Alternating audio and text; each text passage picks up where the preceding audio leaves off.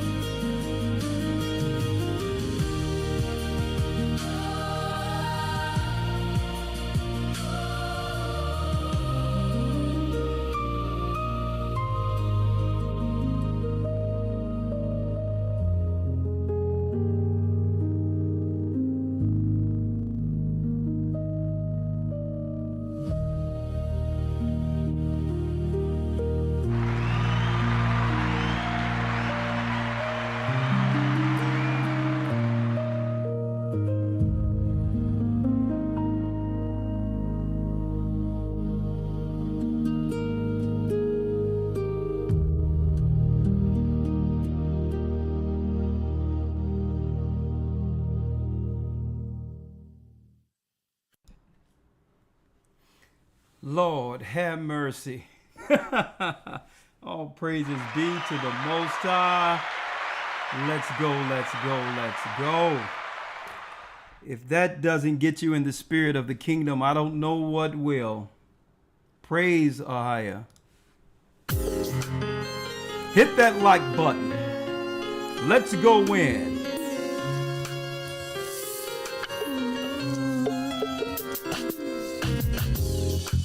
The East is where we're from. Hit that like button, please. The 12 tribes of Israel. In 721 BC, the Assyrian king, he took us down, we fell. With the great escape we went. Thank you. Bless you, Yvonne. The Lord held the water still. Held the water still. To a land where no mankind dwelt. To a land where no mankind dwelt. We went. The 12 tribes of Israel. That's who we be, we be. Manasseh, the Cubans, we from Puerto Rico, Naphtali from the Isles of Hawaii. The Lord is calling back Israel. From Panama, the North American Indians, Simeon, the Dominicans, Ahia's gathering Israel. The Arabs and Africans told us At gunpoint. to gather our wives and children and sold us. In the belly of these great ships we traveled in fear. By the rivers of Babylon we found our brothers here. Ahia, gather us. Whoa. From Australia, Bless you. the Mexicans, From the power on high.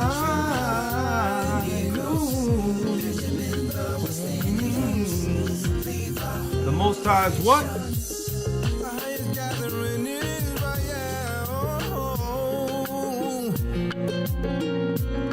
That's right, brothers and sisters. Bless you, Murdia. Bless you, bless you. Thank you for all you do to support the work. Blessings to you, Yvonne, and all of the children of Israel that's out there this evening as what? The Gathering of Christ Church, myself and Elder Lawyer, every Wednesday. We decode the times every Wednesday. Blessings to your brothers, to our brothers and sisters throughout the four corners of the earth, Israelites and Gentiles in Christ alike. Blessings and welcome to Decoding the Times, where we break down real-time prophecy here.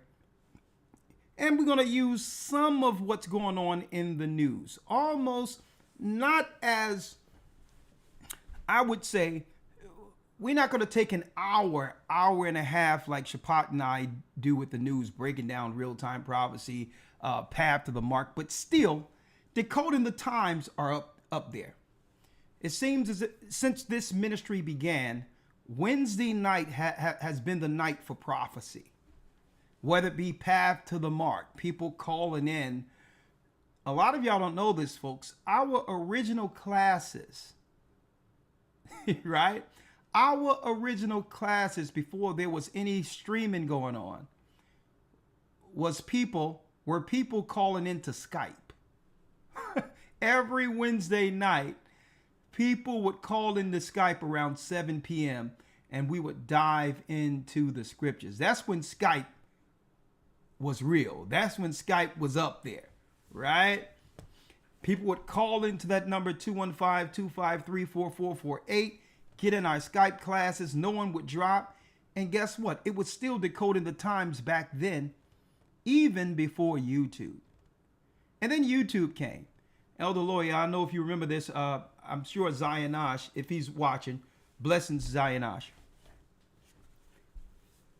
After every teaching, be it class or if something happened provocative or eye-opening at a particular teaching or street preaching, Zionash had the task of actually cutting 10-minute clips and uploading them on YouTube. Con, I remember that. You remember that? Yes, sir. And it's crazy how far technology has come. It would take them all night just to clip 10 minutes and put it up for YouTube. And people would wait. They would wait a whole week for a 10-minute moment or a series of 10 minutes. Because sometimes, because it was only 10 minutes, he would have to put, Esau reveals the truth concerning Cesar Borgia, and that would be a 5-part series, 10-minute clips each, right? Right. Decoded the times back then, and here we are, full circle on Wednesday night, decoding the times. And then to show you how deep this is, we go into the Middle East. Justin TV, we would be there Wednesday night sometimes. And then eventually, before there was podcasts,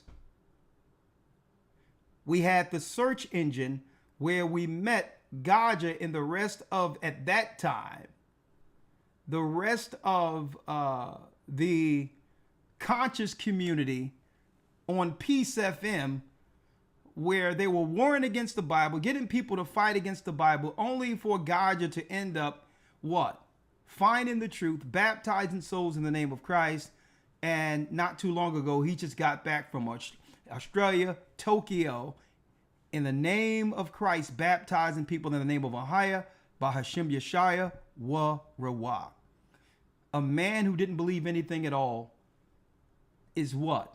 Out healing souls. All praises be to the Most High. And I need y'all to check that out. Wednesday night, before there was any podcast. There was no such thing as podcast. It was well before the Breakfast Club. What happened? They would bring people in on the radio, and I would take my computer and put it right, and I would angle it enough to get the what? The visuals of what most people can't see during radio debates. I'm like, let me put this thing right in the corner and let's talk. It's one thing to hear it on the radio. It's a whole nother dynamic in of itself when you see the expressions on people's faces during heated discussions. Let's put it that way. Before there was podcasts and all that, on Wednesday night, I would just tuck my computer in the corner, hit record and say, all right, let's go. What guess you got? Let's talk.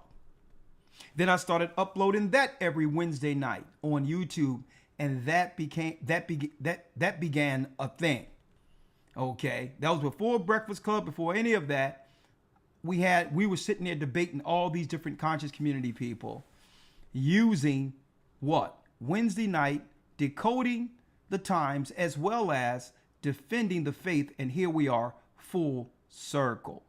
Now, before going into the lesson real quick, and I'm going to open this up for conversation tonight, right? So we're going to go straight to it. But we've been traveling a lot, brothers and sisters, and I was speaking to Elder Lawyer, and I said, you know what? It would probably be better for us, since we've been traveling the whole time and didn't have any time off, to begin the actual first week of the academy, not this Sunday, but the 12th, the following Sunday.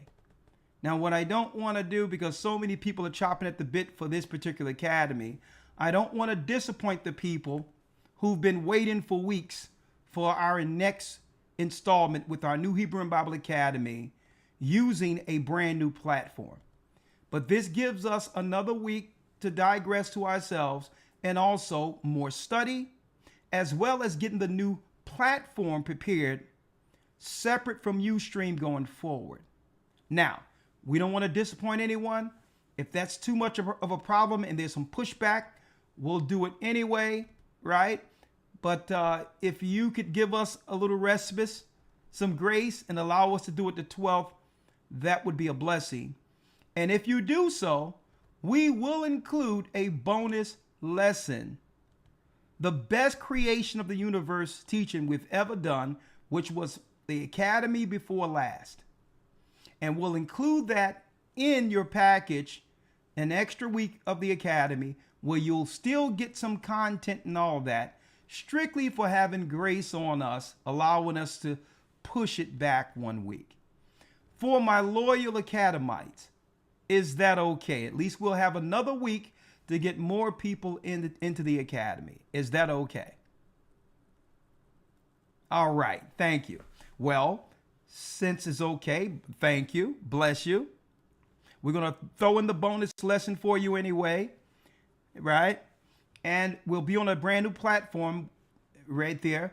And for those who don't know, there's nothing in the world like the Hebrew and Bible Academy. The most fun you'll have learning the Bible. Guaranteed.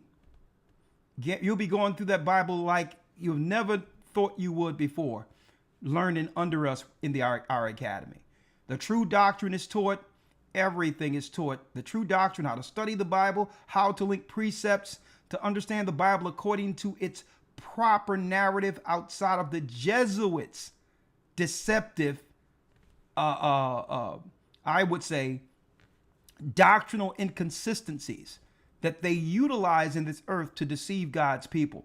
You will understand the Bible as it is written.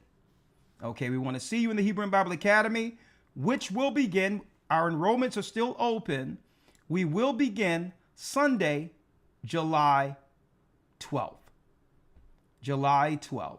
Okay, 12 full weeks. We're going to break down Babylon like you've never seen before.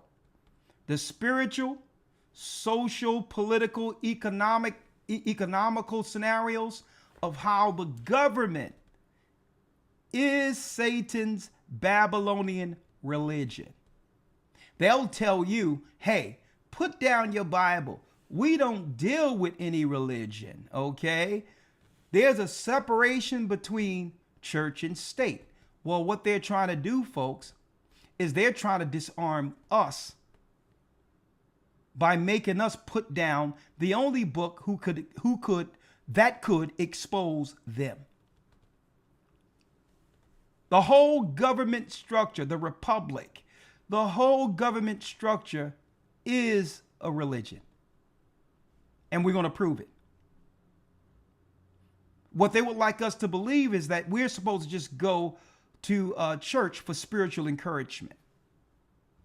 And you know what? That's not a bad reason to go to church. But you need to understand what's going on geopolitically according to prophecy. Okay? Don't forget, our people, the children of Israel, we were controlled through government. Since the beginning, whether it be the time that Cain was in the earth and built the first satanic government. Then subsequent to that, after the flood, you had Sodom and Gomorrah. You had the Tower of Babel. Well, the Tower of Babel was a government, Satan's government, with a plan. The same plan America has today. It was a religious construct, political and scientific. But what? A religious component at its helm, at the peak of all of it, at the top of all of it, the all-seeing eye. Daniel was up against the Persians and all these others. I mean, during the time of Babylon, excuse me.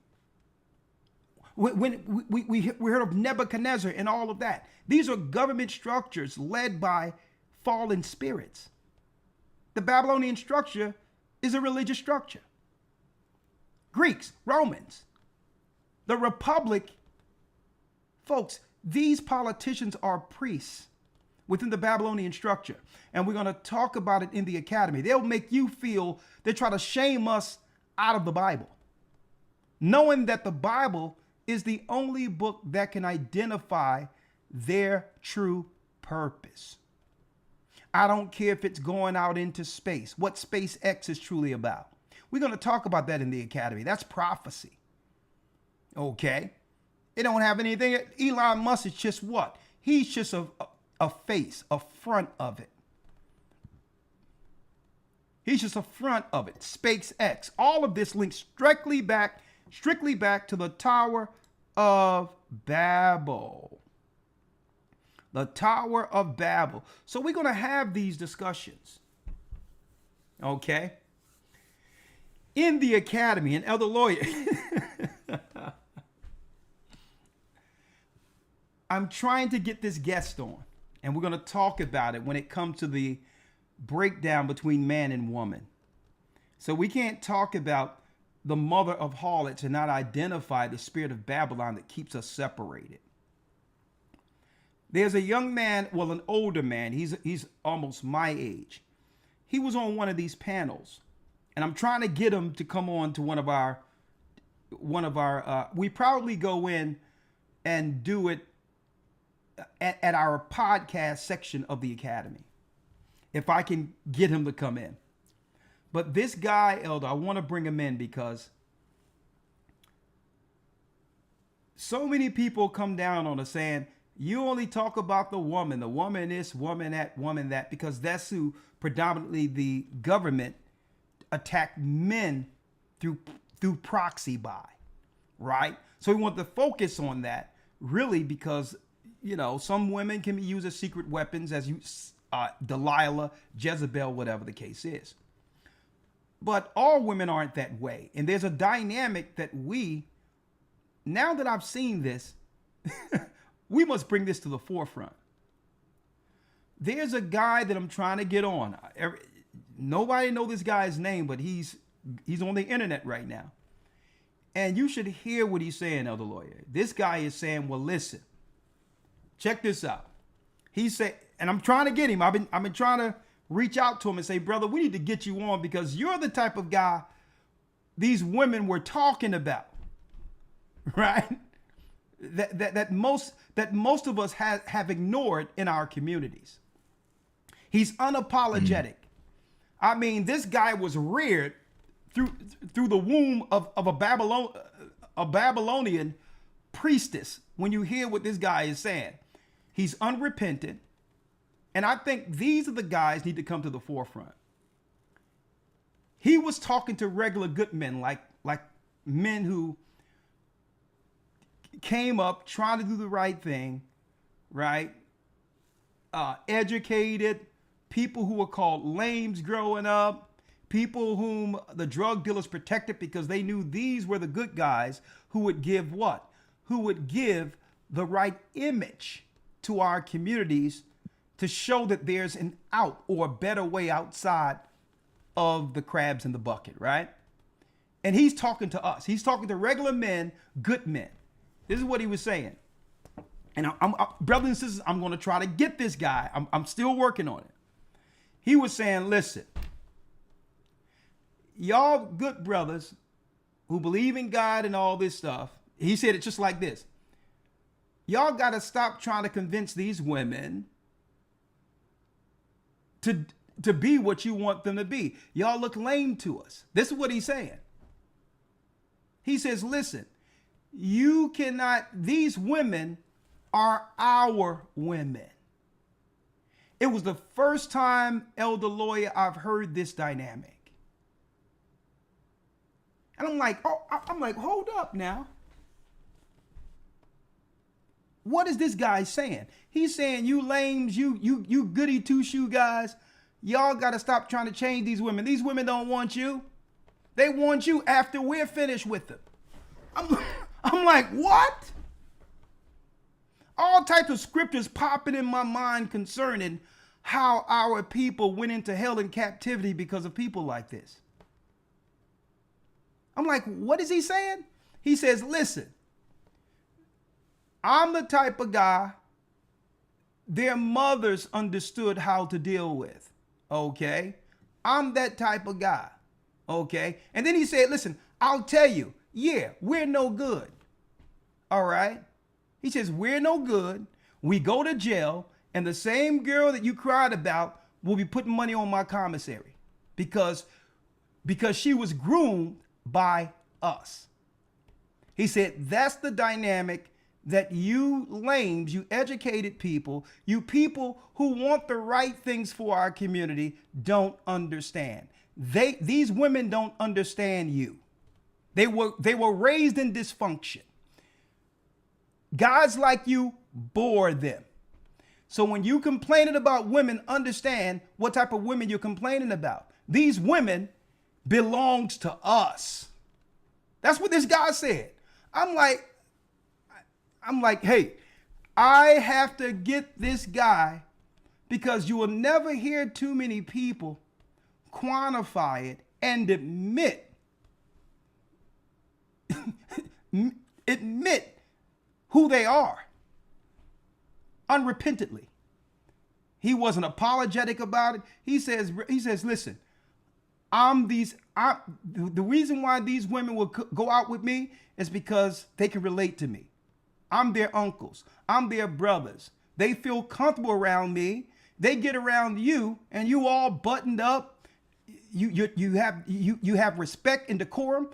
These girls feel out of place around you. You intimidate these women. So they'll get bored and they'll come back to me. I'm like, whoa. I'm like, you know what? This will be a good dynamic to have guys who fear the Most High, guys who want what's right, and still show this dynamic of a man that most of our women were talking about, but yet no one could quantify who these guys were, because not too many of them want to come to the forefront and admit what they are.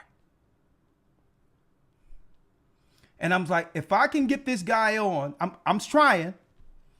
If I can get this guy on, someone says it's pimp talking. No, this guy wasn't no pimp or nothing. He admitted, listen, I live in the projects. This is what we do. He says, I'm a project type of guy. He says, I'm the type of guy who women spend their Social Security check on me. And I'm like, what? Is there a dynamic I've missed? He says, listen, women take care of us. Lawyer. I'm like, this guy, I said, this guy, he have to be trolling. He must be trolling. But is there an element of truth with what he's saying? He says, listen, we get them first and they go off to college and they always come back. And I'm like, you know what? We're going to have to get this guy on to hear this element so that hopefully he can understand the damage he's doing unrepentantly. And then the conversation will have to circle back with, what is it about these guys? What is it about the guys who really don't care that garners all of the popularity to where women are willing to give them the best part of their lives? What is it about that dynamic? And I believe that if we can do this from a standpoint of showing history, the Willie Lynch, Adam and Eve, and how that dynamic's changed, maybe it'll come to a point where we can reassess. That sometimes what? And come to the realization that this is what a cursed people looks like. And guess what? Overcoming the curse first begin with us actually admitting we're under one. We're under one. And when I heard this guy, I'm like, this guy, Elder Lawyer, I'm like, he's not trolling. This guy is a problem. And he admits, I'm a problem. Okay? I'm a problem, and I'll go to jail. They'll let me back out. Okay. He said, listen, I went to jail a few times. They don't keep us long anymore. And I just come back in the neighborhood doing what I do. And then he said at the end of it, but the women love me. I don't take them out. I don't date them. I'm like, what? And then I started looking back. I started thinking about it, Elder. And I said, you know what? There are people in our neighborhoods like that. Right? And they're really spoken about. So hopefully, brothers and sisters, we can get them on and hear his dynamic, because his dynamic is a true dynamic that have been long ignored. Okay? And then it comes, into, okay, how do we protect ourselves from people like this? according to the Bible. Right? You know what? Now, let me tell you, Elder Lawyer, I don't think it's about desperate women. I don't know if you've seen this when you came up, Elder, but when I came up, there was this new niche dynamic where they were having, only for us, hood novels. Where did they have that when you were coming up too? Absolutely. God. Like the hood novels, like making, instead of the Prince Charming, the responsible guy, they made the hood the knight in shining armor for our community. And women started to read about this. The white women had Fabio, and we had we had the literal Robin Hood, right? With two B's. And he became the Prince Charming, it's a deep psychology with this, right? So I'm going to see if we can talk about that in this academy when we deal with the family dynamic. Brothers and sisters, I'm going to try to get this guy on. And if so, I may have to move the conversation just a week, where I'll move the family conversation when he can agree to come in. This guy has been a admitted wrecking ball in our communities, unchallenged, because the government wants him there. And that's another dynamic, Elder. Another dynamic. We focus on the women that the government set up and say, well, this woman chose the government over a man. That's our dynamic, because we want to be responsible. No, this guy said, no, it's good that she getting all that. Because guess what? I'm eating the food from these food stamps. I'm like, what? He said, listen, this is how we eat. This is how I get down. And if you get 2 or 3 of them like that, you'll never go hungry. He said, listen, I got 2, 3 girls with all types of food stamps. I'm like, what type of satanic loser have been cut loose in our community? He's like, no, he said, listen, that's free food. He's like, listen, all we did to work, at least they can do is give us food stamps. I'm like, man, I need to get this guy on a broadcast. So folks, I'm going to make this a mission so that we can check out the element that have always destroyed our community. And then it comes down to, why do we as a people allow this archetype to exist continually amongst us, knowing the damage it's doing? Right? Why? So that and more in the next Hebrew and Bible Academy. Elder Lawyer, let's jump right in. Go to historytimes.org to enroll. historytimes.org. Man, look. Lord have mercy. I'm like, Lord, we're definitely living in the end days. Which leads us into decoding the times. Brothers and sisters, let's get ready for a serious broadcast this evening. A serious broadcast. Decoding the times. Are you prepared for when the sky fall?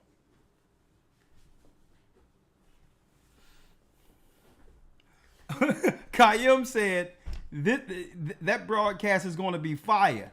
He says, yeah, he'll be in the lake of fire. Hopefully we can break through. But it's going to be quite interesting. Right? Because when we hear about things like this, so many of our sisters say, well, why don't we point out and correct these type of brothers? Well, these brothers don't want to be corrected. There's no correcting them. And he'll tell you this. He say, listen, I like the way my life is. I'm not going to change. And there's always going to be another woman for me, so why should I? Why? That's what he said. He said, I don't have to change. The women like me like this.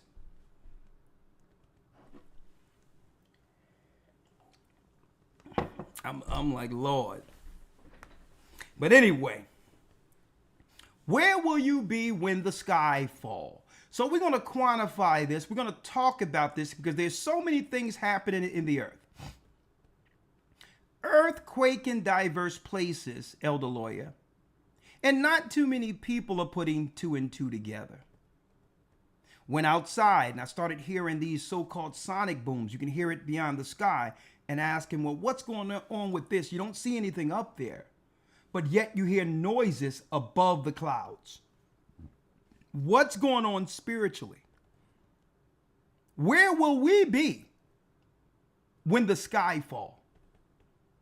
There's so many dynamics going on that we're going to bring around full circle, such as the thing that's going on with TPS in Haiti. Brothers and sisters, a lot of people don't know that temporary protection or that refugee status is a direct result of the governments who've destroyed Haiti to take their resources. See? Automatically, they dump the population of the people they attack on America, knowing that America is going down with them all. So the 10 horns are doing this. They'll war against a country and say, okay, dump them off somewhere in America. And then using people as political pawns at any time, threaten to send them back, knowing that they have totally decimated the island of Haiti. Same thing with Venezuela. When Chavez was living, what was going on? Venezuela was living prosperous. And then what happened? Chavez dies. The economy tanks. And out of nowhere, they bag the president like they bagged the president over in Haiti, where there is not even a living president in Haiti, where there's total chaos. What's going on? What is it leading to?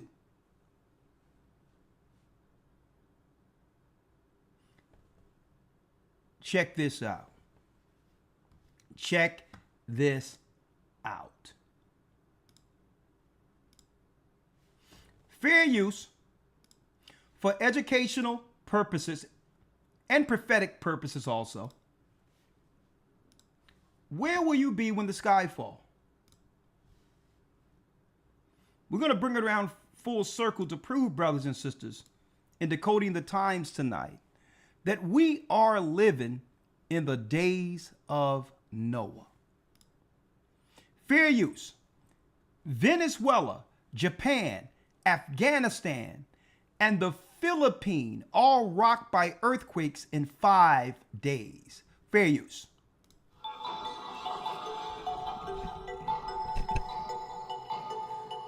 The ground has been shaking across the world. In just 5 days, 8 powerful earthquakes struck 7 countries, from Asia to the Americas, raising fears of a global seismic pattern. The deadliest disaster unfolded in Venezuela, where back-to-back quakes killed more than 1,400 people. But are these earthquakes actually connected? The answer lies beneath our feet. Earth's outer shell is made up of massive tectonic plates that are constantly moving. When these plates become locked along their boundaries, fair use, pressure builds over time. Once that pressure is suddenly released, it sends powerful seismic waves through the ground, triggering an earthquake. the most devastating earthquakes struck Venezuela, where two powerful tremors, measuring 7.2 and 7.5 magnitude, hit just 39 seconds apart. The doublet earthquake caused widespread destruction around La Guaira and Caracas, leaving thousands dead and causing massive damage to homes and infrastructure. The seismic activity extended far beyond Venezuela. Japan was struck by a magnitude 7.2 earthquake, while the Philippines recorded a 6.5 magnitude tremor. Northern California experienced a 5.6 magnitude quake. Afghanistan and Pakistan were shaken by strong 6.2 and 5.5 magnitude quakes in the Hindu Kush region. And Nepal also recorded fresh 3.8 magnitude seismic activity. The timing has sparked speculation online that the Earth may be experiencing a global chain reaction. But scientists say that's not how earthquakes work. Although multiple countries were hit within days, the fault lines involved are separated by thousands of kilometers and operate independently. According to experts at the US Geological Survey and Caltech, there is no evidence that these earthquakes triggered one another.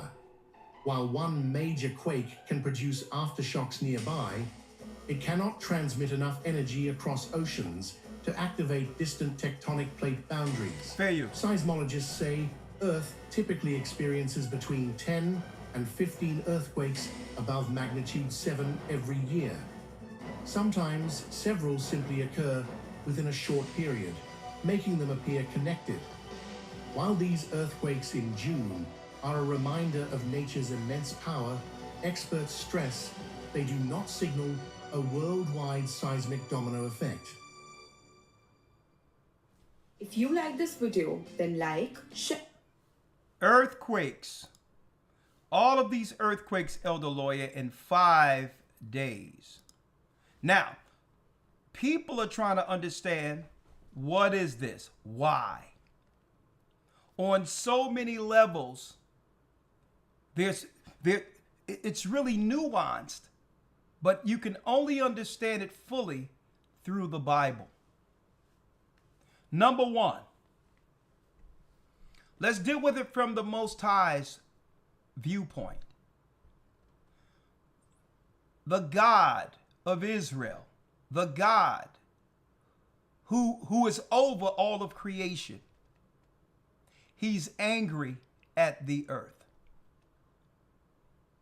That's first and foremost. A lot of what we're seeing is engineered, but our God is allowing it. That's number one.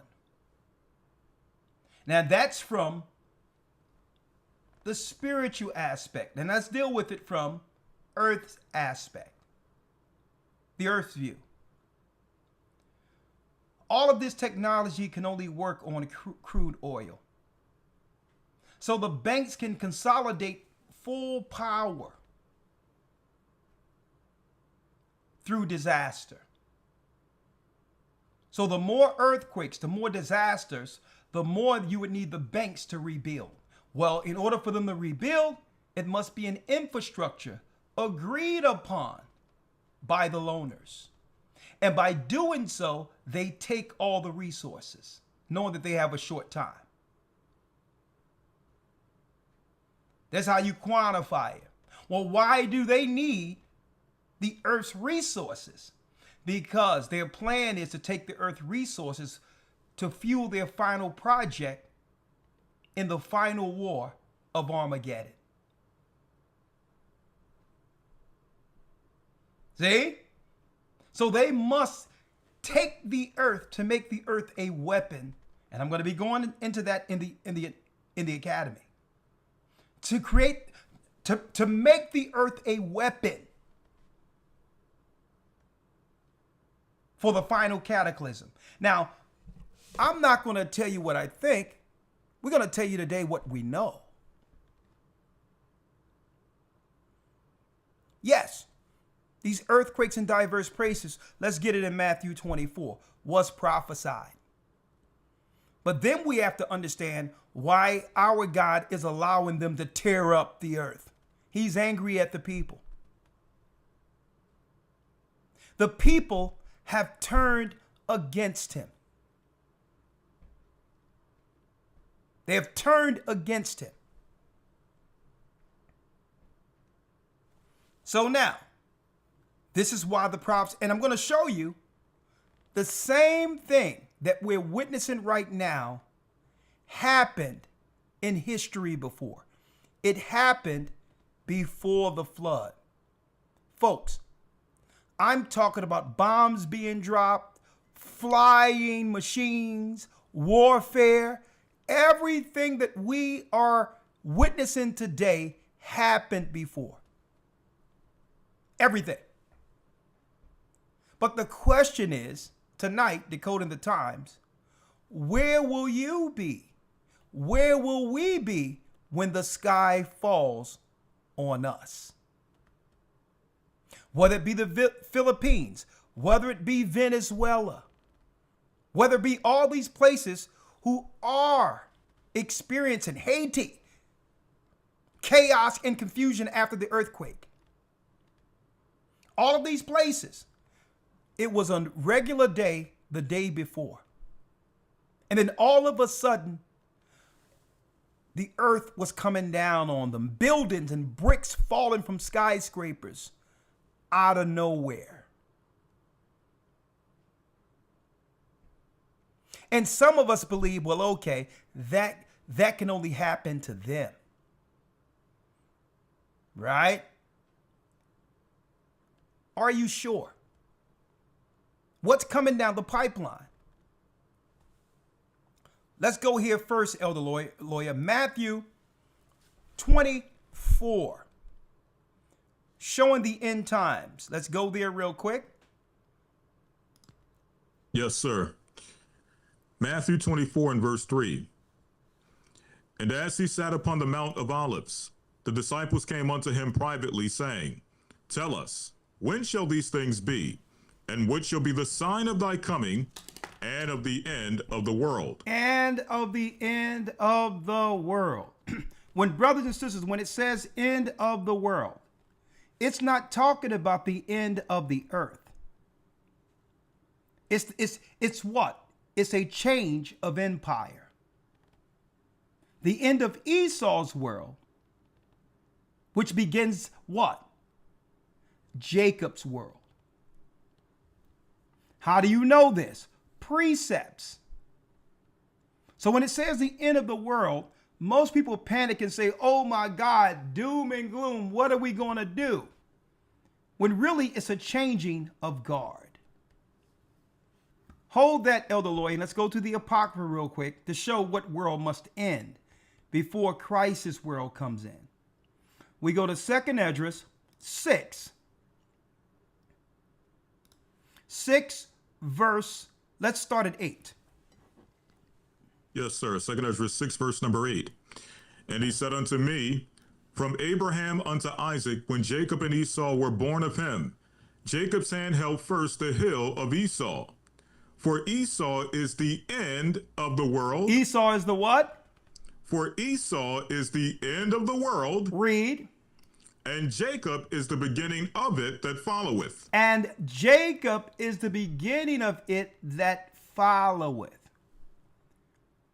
So Esau knows that what? He's at the end of the rope concerning prophecy.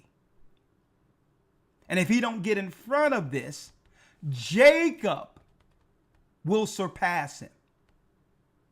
So what we're seeing in the earth geopolitically with them, what? Systematically creating third worlds, keeping our people from ever advancing on a technological level or an industrial level compared to first world is intentional. They must keep Jacob under them. That's why they call, instead of what? Nations, they call it what? A race.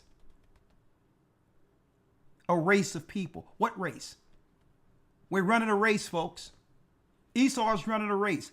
He's running to try to stay what? in the lead.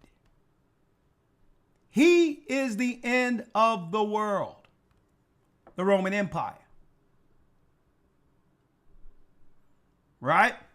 So let's go back to Matthew 24.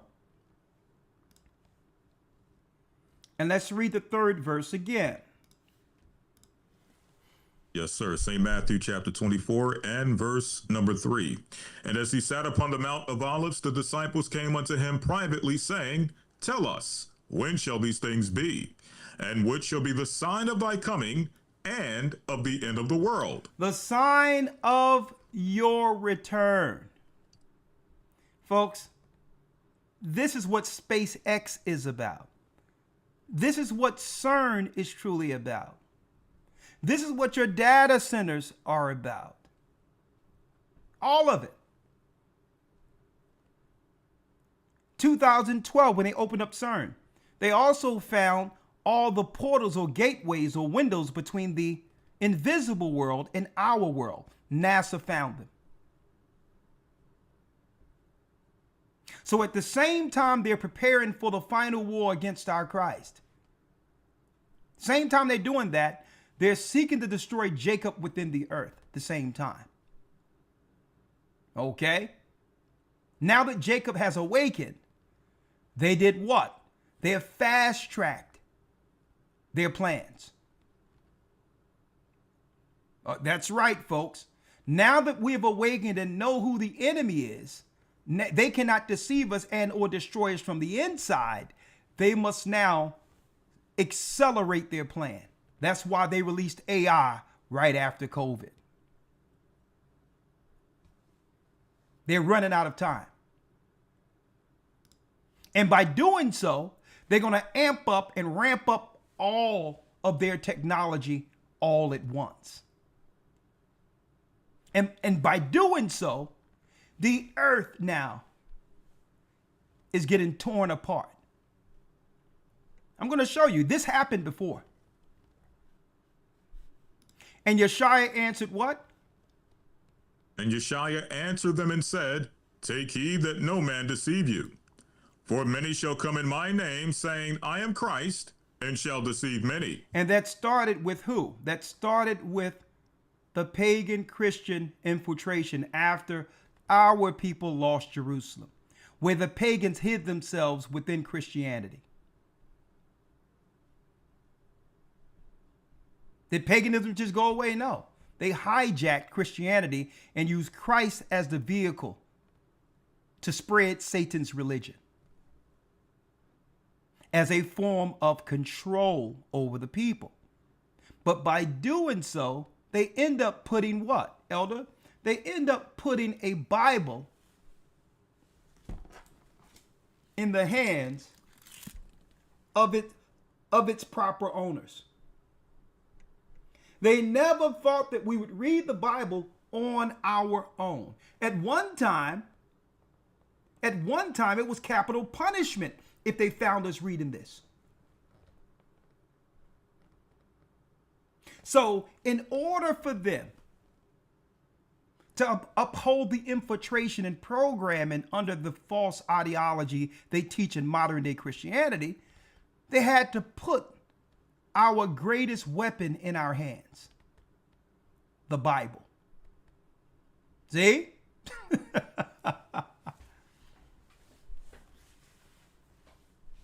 See? As long as they had full control over its narrative, hey, we'll distribute Bibles all day. A matter of fact, go to your hotel and get one. We'll just make it readily available if you understand it according to Esau's narrative. But the Most High knew exactly what he was doing. Like, okay, one day the people they don't suspect will be able to crack the codes and the seals written of in the Bible and expose Esau for who he is. Huh? For many shall come in my name, saying, I am Christ. These are Christians, led by the so-called Holy Roman Satanic Church, who set up apologetics to defend their faith, not Christ's doctrine. See? Saying, I am Christ, read. And shall deceive many. And shall trick many people. Folks, they're aiming their tricks and deceptions at us. See? In order for Esau to deceive us or to destroy us, he had to first garner our trust. What better way than presenting himself as Christ or Christian? See? And then what? Verse 6. And ye shall hear of wars and rumors of wars.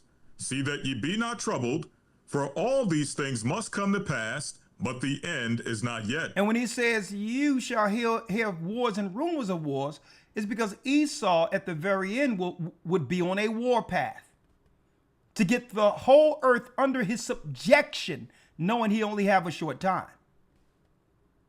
So Esau is warned against everything and everybody, even those he was in alliance with. Is what we're witnessing right now.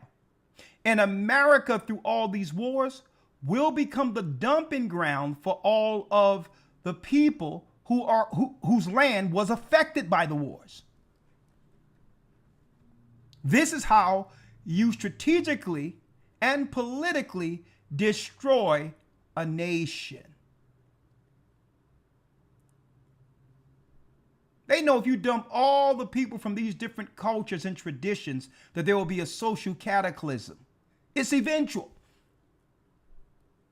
Everyone have their own cultures, their way of living that's different than another country, then different than another nation, and you put them all in one place together.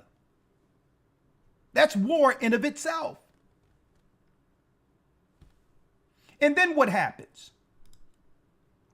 For nation shall rise against nation, and kingdom against kingdom, and there shall be famines, and pestilences, and earthquakes in diverse places. Earthquakes in diverse places, like we've just witnessed, in different places. Within a week, I've heard about 7 different earthquakes, folks. Thank you, Till. I really appreciate you. I really appreciate you, Till. Man, what a blessing. John of Judah, may the Most High bless you.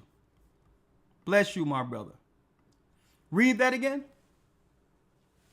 For nation shall rise against nation, and kingdom against kingdom, and there shall be famines, and pestilences, and earthquakes in diverse places. And what? Listen to this, folks. All these are the beginning of sorrows. All these, folks, we're just in the beginning of it. We're in the beginning of it. Let me show y'all this real quick.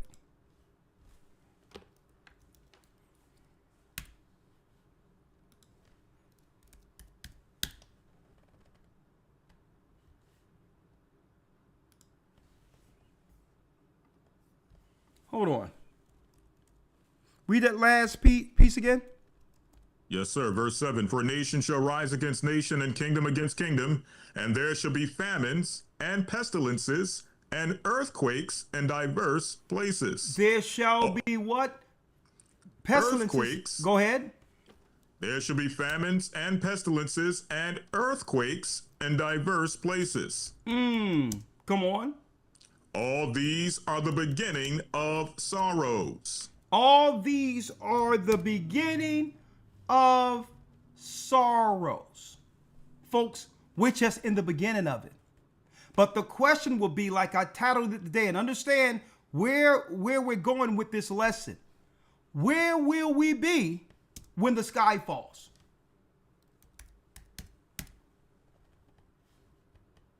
Right? I need y'all to check this out.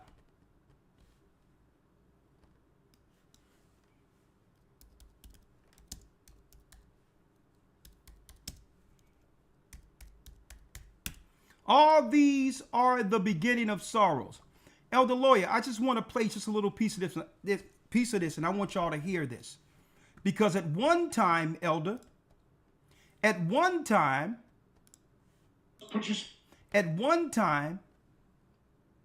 no one was allowed to say what this politician is stating. This senator. A cover-up. Folks, was that a part of Jacob's trouble? Was that a strategic war against our people? Listen to this, folks. Fair use. In the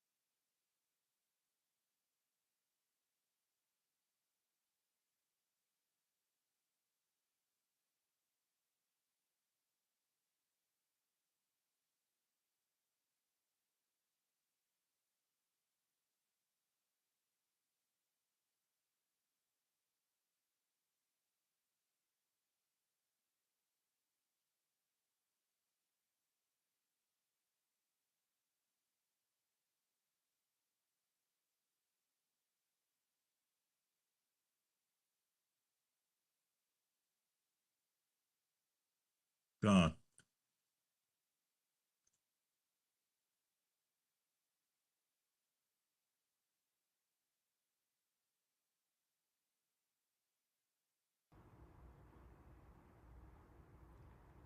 Every time I go into this stuff,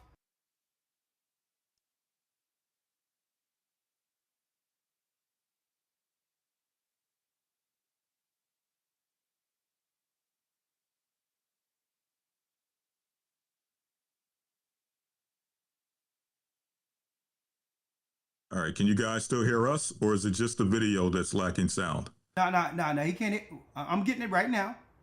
I'm getting it Okay. right now. Almost.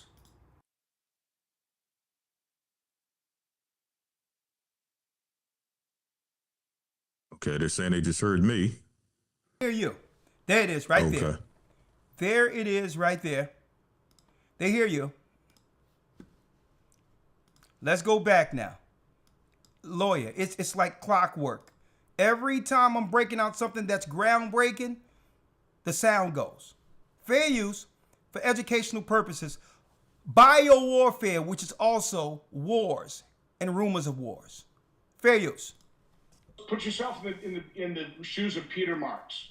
You've gone ahead under pressure, probably granted the emergency use authorization for these COVID injections.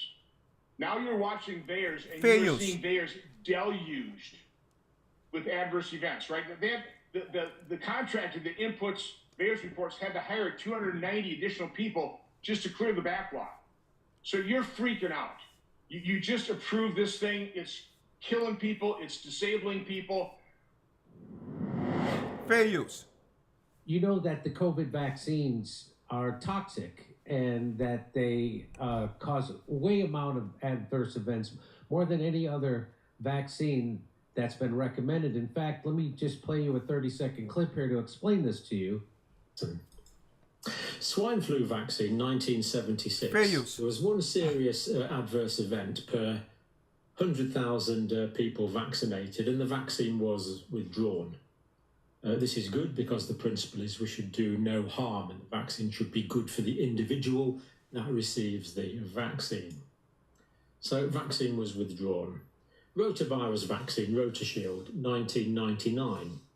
1 to 2 serious adverse events per 10,000 people given the vaccine. And again, rightly, the vaccine was withdrawn. At the moment, COVID-19 mRNA vaccines, there's 1 serious adverse event per 800 people that are vaccinated. And the vaccine is officially promoted. Now, some of you might be a little confused about this. Join the club, so am I. So someone's doing something about it, or at least trying to shed light on it. It's Senator Ron Johnson. He's a Republican U.S. Senator from Wisconsin, and he's currently serves as the chair of the Permanent Subcommittee on Investigations, and he's been holding hearings on the COVID-19 vaccine. Welcome to the show, Senator Ron Johnson. Well, Jimmy, first of all, thanks for having me on, because the majority of the legacy media is completely ignoring what I consider the greatest government scandal in my lifetime. And I love that you had that clip of Dr. John Campbell. He's been doing great work, as have you, in terms of trying to bring the truth to the American public. So thanks for having me on. It's my pleasure. And you actually have a report, Unmasked, how Biden health officials purposely turned a blind eye towards COVID-19 vaccine safety signals. And you explain how they did masking. And I just wanted to tell, what is masking? It occurs when data about side effects from multiple vaccines are added together. This mathematically hides signals that are attributable to any one specific vaccine. It's a known flaw, and it was especially problematic when a new vaccine that is being administered to hundreds of millions of people is analyzed. And of course, someone at the FDA caught this, Dr. Sartzman. She developed a method to address this problem, and her analysis found approximately 25 previously undetected safety signals. And she didn't keep it to herself. Beginning in early 2021, she shared her findings with the FDA officials who are responsible for monitoring the safety of the COVID-19 vaccines. They largely ignored her and eventually told her to stop.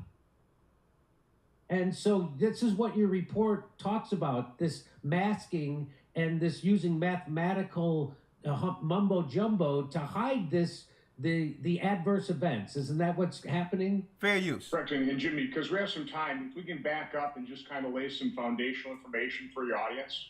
The VAERS system, the Vaccine Adverse Event Reporting System, was established in 1990. Prior to 2021, on average, VAERS reported about 280 deaths associated with various vaccines, 280 deaths, anaphylactic shock, that type of thing. In 2021, with the advent of the COVID injections, they reported 21,000 worldwide deaths. So 280 on average to all of a sudden 21,000. Now, prior to the COVID injection, when you got all this data, you're trying to sift through the data, and so they needed some sort of mathematical algorithms to analyze the data. Fair use. So CDC used something called proportional reporting ratio. So they're looking for disproportionate adverse events as a signal for a drug or for a vaccine. So remember that. PRR, that's what CDC used. The FDA used something called empirical Bayesian analysis. So two different analytical algorithms for looking at all this data, these thousands of reports that come in. So now fast forward to the end of 2020 when they got the emergency use authorization for the vaccines. I can quickly explain what masking is. 21,000 deaths in 2021. So you had Moderna. These are rough figures. So you had Moderna, let's say 10,000 deaths associated with the Moderna vaccine. And you had the Pfizer, about 21,000 deaths associated with the Pfizer vaccine, and then 280 deaths with all of the vaccines. So if you look at Pfizer, you look at 10,000 deaths, and you compare that to Moderna, 10,000 plus 280, there's nothing disproportionate about that, right? It's equally safe, equally dangerous. Then you look at Pfizer, compare that to Moderna, 10,000 versus 10,280. Again, nothing disproportionate, equally safe, equally dangerous. But you and I, we didn't need a sophisticated algorithm in 2021 when you went from 280 deaths per year to 21,000. So now let's talk about what we have discovered because of Bobby Kennedy's commitment to radical transparency. Fair We got use. 11 million pages. You know, the FDA, CDC was not cooperating with us or Kennedy. Kennedy finally said, no, give him this data dump. So 11 million pages. We discovered that Peter Marks, the head of CBER, this is the division within FDA that approves vaccines and then surveils for safety, was warned by Dr. Anna Scharsman that their algorithm is going to hide and mask safety signals. 26 days later, they developed a new algorithm, and they showed Dr. Marks and senior FDA officials 25 safety signals on things like sudden cardiac death, pulmonary infarction, Bell's palsy, different types of strokes. For 3 consecutive months, they kept doing data runs showing more adverse events. And do you think Peter Marks and the officials at FDA pinned a medal on our badge and said, thank you, God, this is what we're looking for. We were searching for needles in the haystack. We were trying to find those little signals so we could warn doctors, we could inform the public so they had informed consent. No, the exact opposite. They told her to cease and desist. They said, we didn't ask for this. This isn't your job. Quit giving us these data runs. We talked to Dr. Scharsman. She said she was viewed as a pest. So understand, on March 1st of 2021, FDA officials already knew the algorithm they were going to use was going to hide safety signals. They clung to that algorithm. They didn't use the new one. So they go lie to the American public and say, we're not seeing safety signals. Okay, that's the basic, main part of this story. There's more details. Go to CDC. They're using PRR. We found about that in our oversight probably late 2021, late 2022. A bunch of us, including Children's Health Defense, ICANN, myself, Epoch Times, we did FOIA requests. I wrote oversight letters. I wanted that PRR data because, I'm seeing the VAERS explode with these adverse events and deaths. I wanted to see it. What do you know about the CDC? What do you know about it, FDA? They refused to turn over the PRR data. He was in hiding what they knew. What was obvious to those of us who just looked at VAERS, but you remember they were trashing VAERS, right? So let me do what I can only surmise based on this story. So let's put yourself in the shoes of Peter Marks. You've gone ahead under pressure, probably granted the emergency use authorization for these COVID injections. Now you're watching VAERS and you are seeing VAERS deluged with adverse events, right? They have the contractor that inputs VAERS reports had to hire 290 additional people just to clear the backlog. It's part of the problem, okay? Yes, Big Pharma has captured these agencies, they've corrupted them. But again, if you're the people pushing this, if you're the people that approved it, do you want to admit that something you approved, something you pushed on people, killed them or permanently disabled them? This is a senator, folks, who said that they fudged the data knowing that people were getting harmed and worse, fatalities. So when we talk about wars and rumors of wars, and this is the beginning of troubles, folks, there's nothing they will not resort to in order to keep or to consolidate power, to stop the prophecy. And this is what we're witnessing. Earthquakes in diverse places. It's one event after the next. There's commotions, riots all over the place. And then what happens? Never rest. Right after that, COVID, lockdowns, all types of riots during that time. As long as you was out there rioting, you weren't contagious, giving people the right to wear masks to destroy everything. Then right after that, look what happens right after that. Things open up and all the people everywhere loses their jobs and AI is released. Right after that, what happens? Earthquakes in diverse places. Then they go into Venezuela. Then they go into Iran and start the war of all wars that will lead to the total decimation of America when it's over.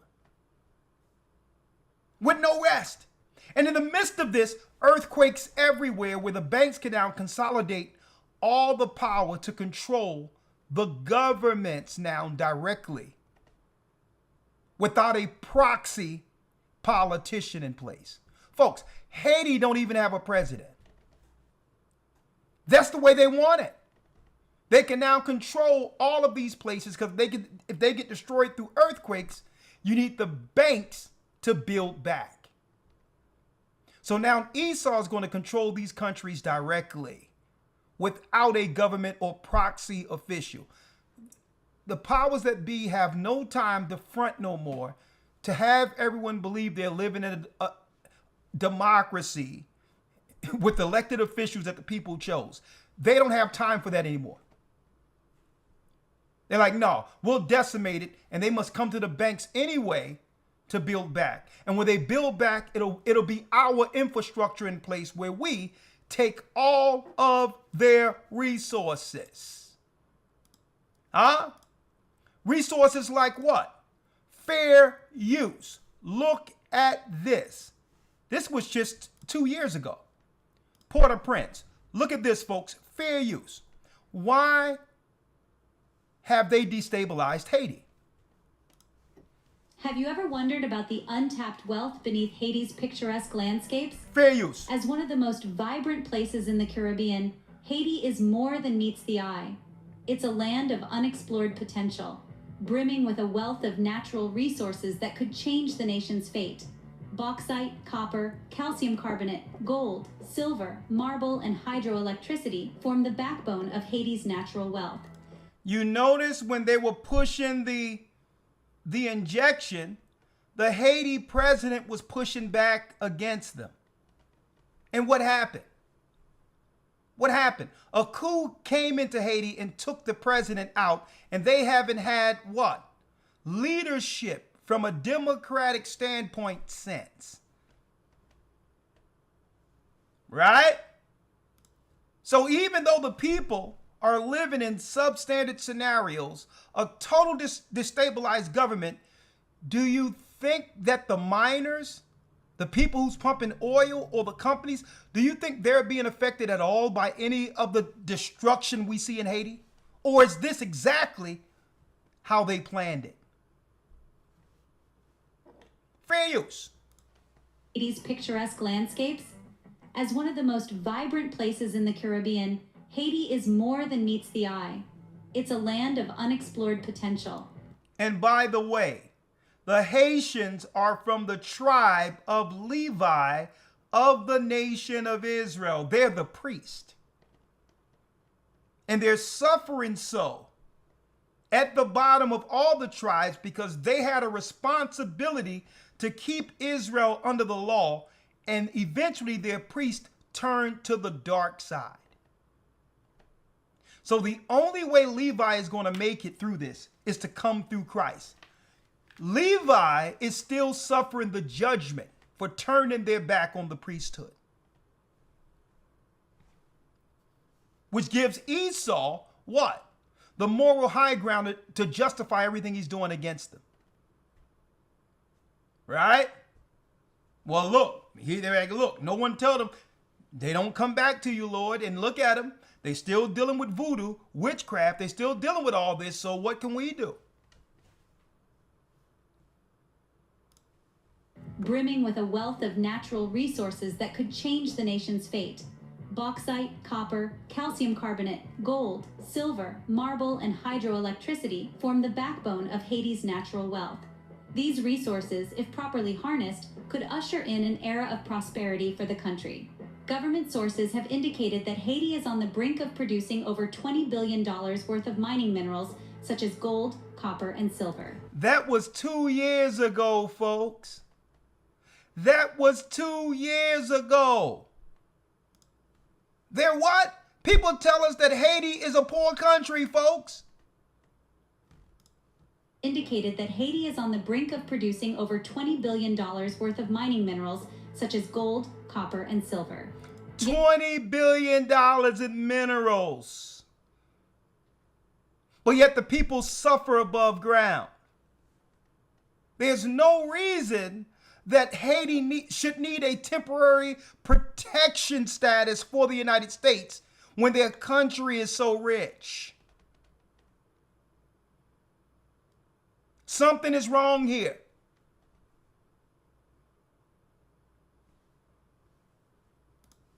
Yet the mining sector remains largely untapped. So what did they do? You get the earthquakes in diverse places. Put them in what? Refugee status.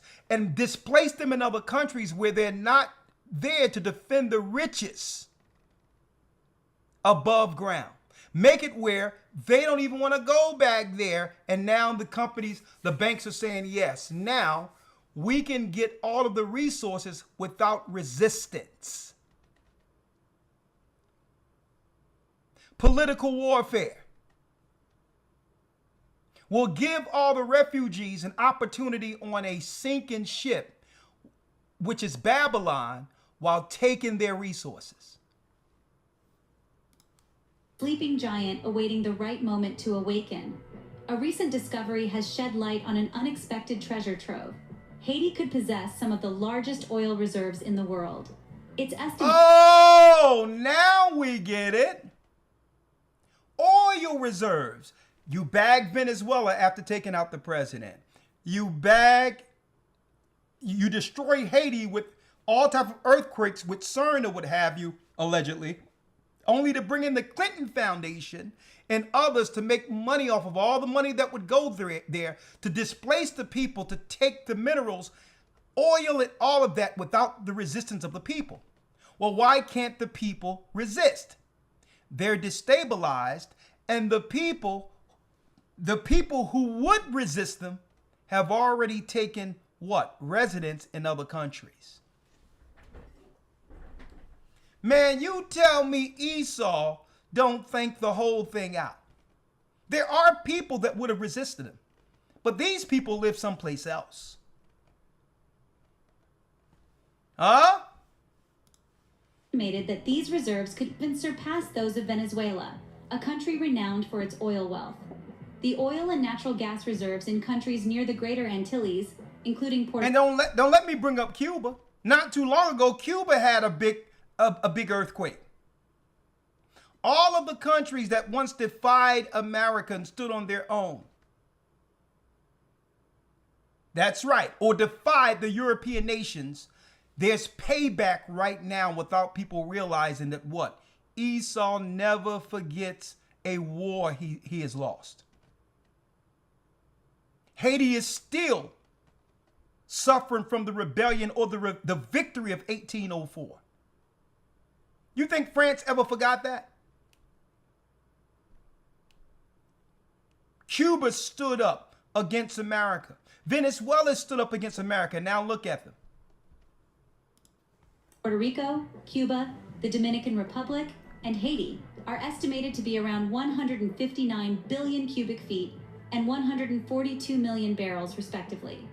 It is also speculated that undiscovered reserves could hold up to 941 million barrels of crude oil and natural gas, equivalent to approximately 1.2 trillion cubic feet.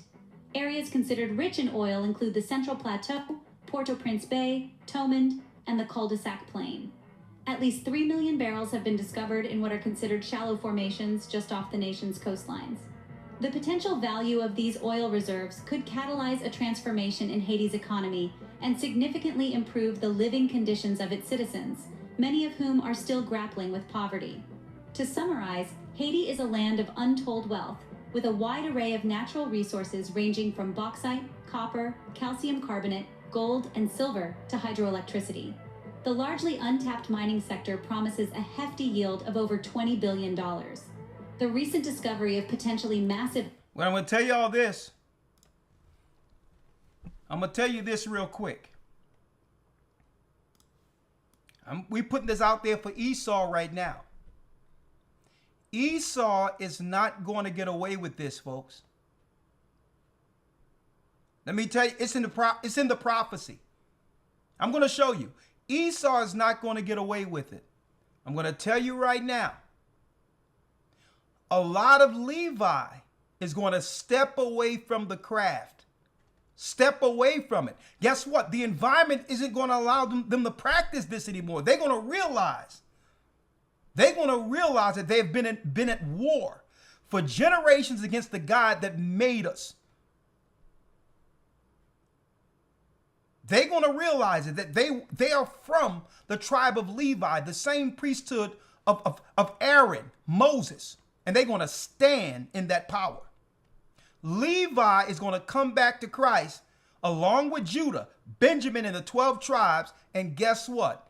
Esau is going to feel our power in the spirit. So when I put out this, where will you be when the sky fall? Folks, this is not a fear broadcast tonight. Either we rally together in the spirit and stand with the God who's allowing all of this, or go down when Esau goes down at the end of the world.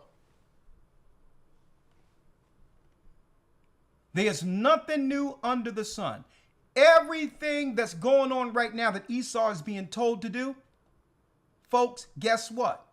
It's the same spirit that was directing the sons of Cain during the time of Noah, during the time of Enoch.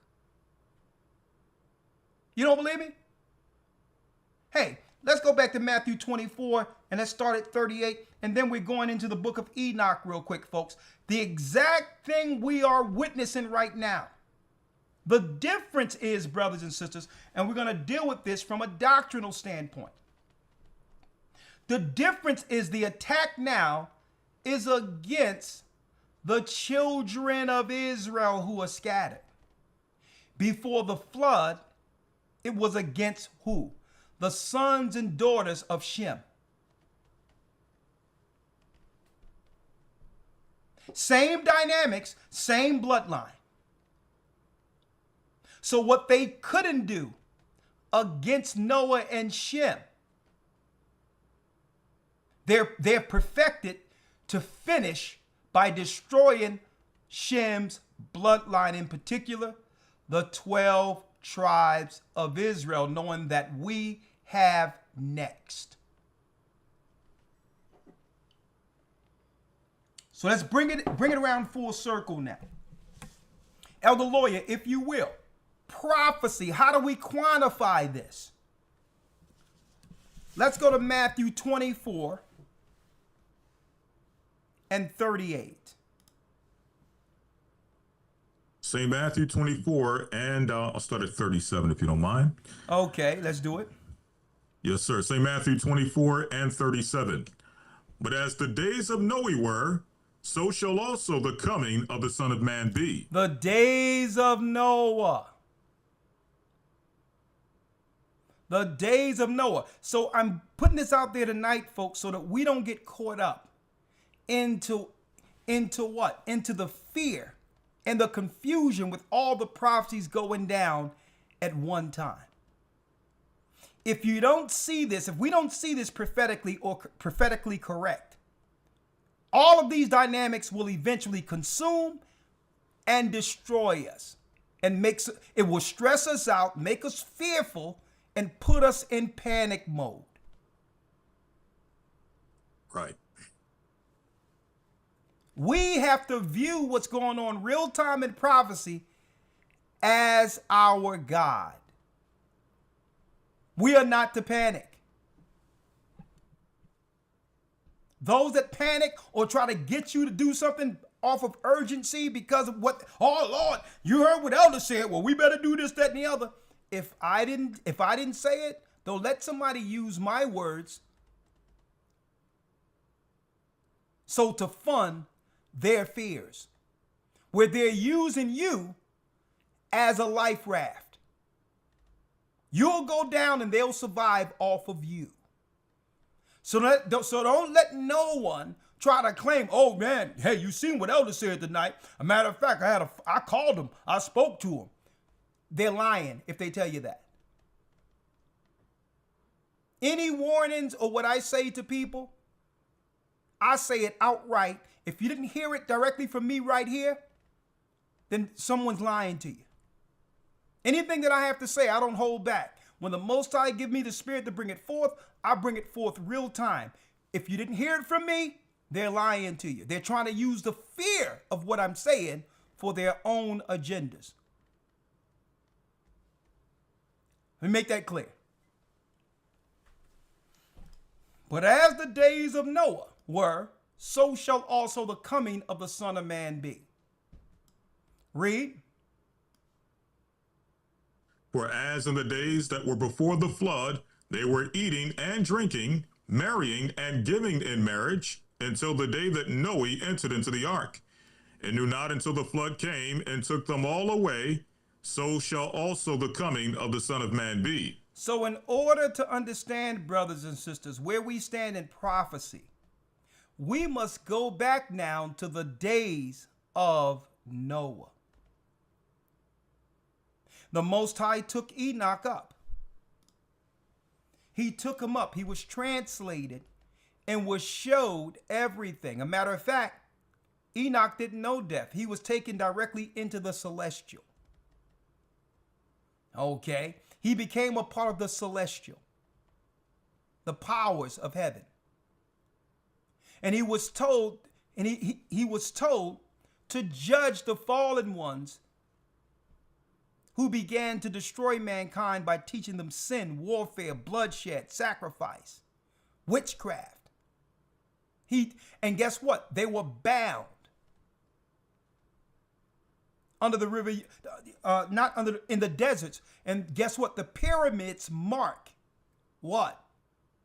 That's right, the paths of the bound gods in hell. Hence the reason why all of your pyramids links directly to what? The constellations and the stars. Because this is where those beings came from who are bound, who taught the men knowledge that led to warfare, bloodshed, witchcraft, sorcery. All the evil that leads to the Most High allowing the earth to be destroyed is what was taught. Hence the reason your politicians and others go directly to the Great Pyramid to worship Azazel every year. Azazel was bound there. The Egyptian name for Azazel is Osiris. Okay? We're bringing it all around full circle to why the Most High had to destroy the earth. And I'm going to show you everything we're talking about real time with these wars and prophecies happened before the flood.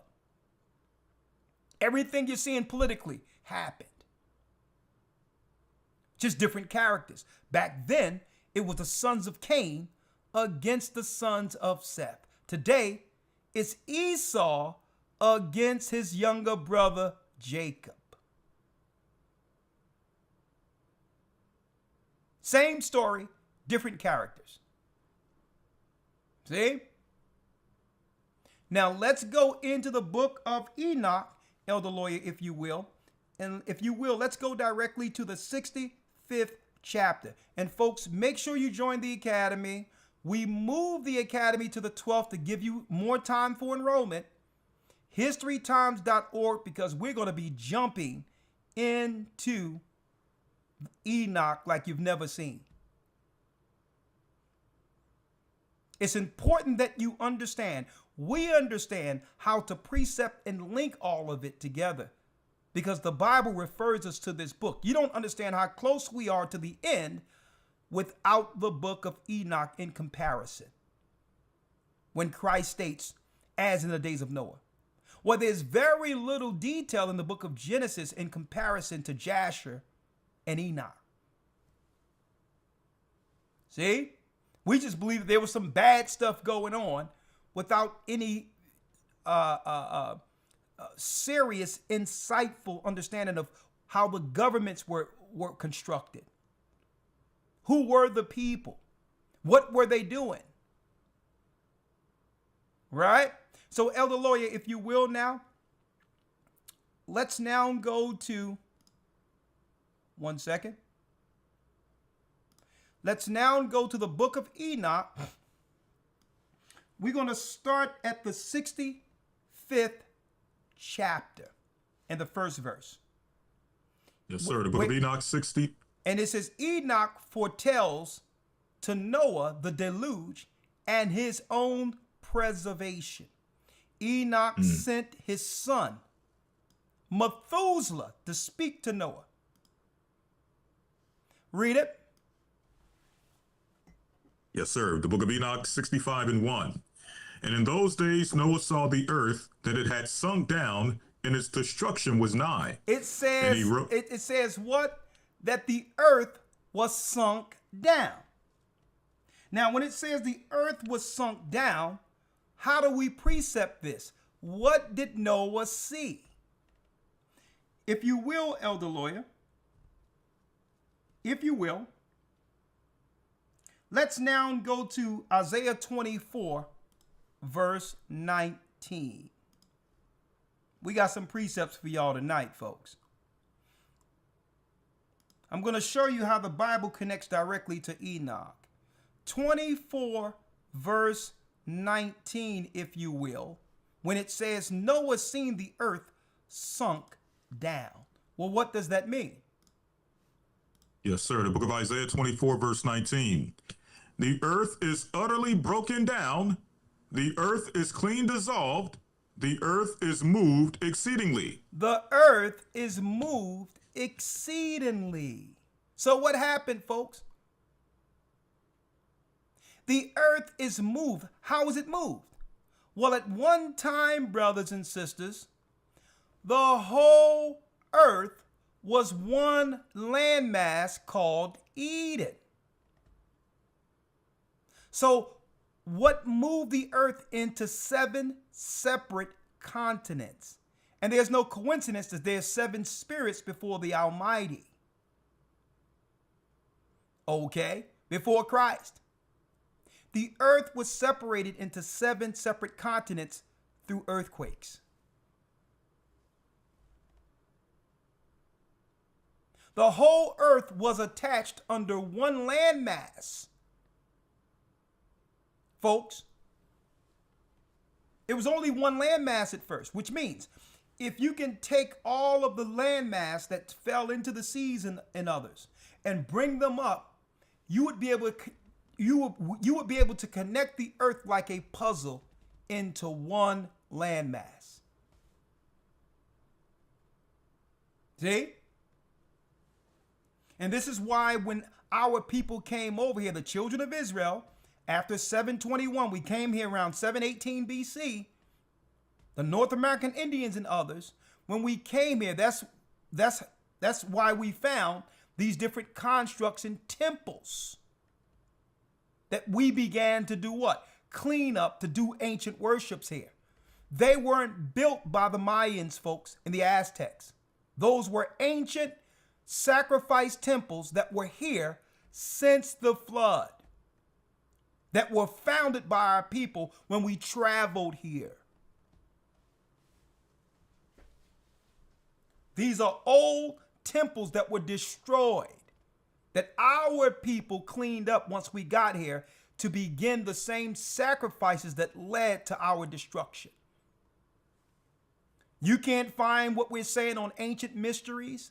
You can't go to the, they got a movie out talking about they're going to reveal everything, some garbage alien movie that makes you more confused, talking about total disclosure. Nah. They're hiding the truth, the full dynamic or narrative that one can only find by understanding the Bible. The earth was one landmass. It was called Eden. The Most High caused an earthquake and broke up that one landmass into 7 parts and moved the earth in separate directions. This is what Noah was seeing. Earthquakes. Which is what? Signs of the end. Isaiah 24:19. Read that again, Elder. Yes, sir. Isaiah 24:19. The earth is utterly broken down. The earth is clean dissolved. The earth is moved exceedingly. Check this out. Read. The earth shall reel to and fro like a drunkard. The earth shall reel to and fro like a like a staggering drunkard. That's how it's being seen by the Most High in heaven. The earth is shaking like a drunk man staggering left to right. He told the angels to go down and utterly move the earth based on something that was going on back then. I'm going to show you what was going on. The earth shall reel to and fro, earthquakes, like a drunkard. Read.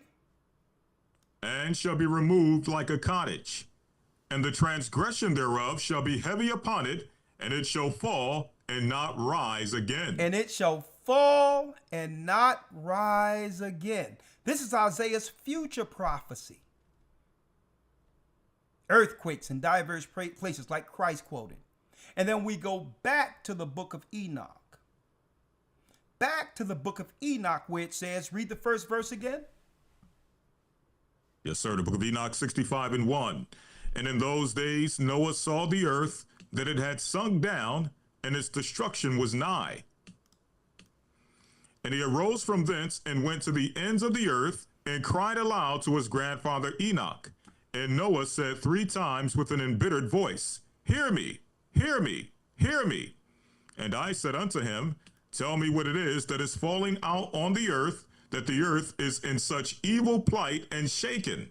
Now check this out, folks. This was before the flood. There was wars breaking out. There was wars breaking out before the flood, folks. So he went and prayed and asked his grandfather Enoch, tell me, what is that is falling out on the earth, that the earth is in such evil plight and shaken? Read. Lest perchance I shall perish with it. Because Noah was afraid that he was going to die in the wars back then, folks.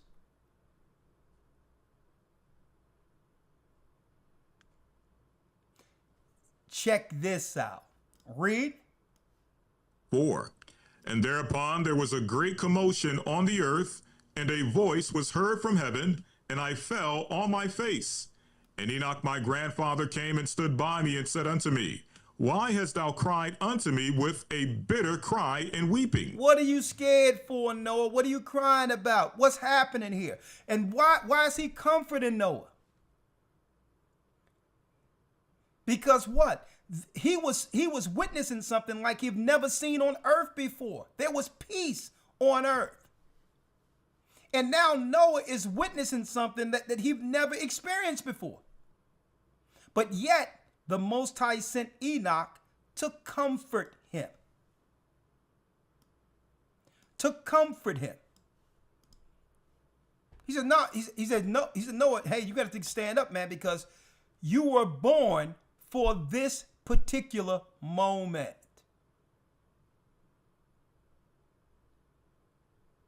Noah was crying. He was like, man, what's going on?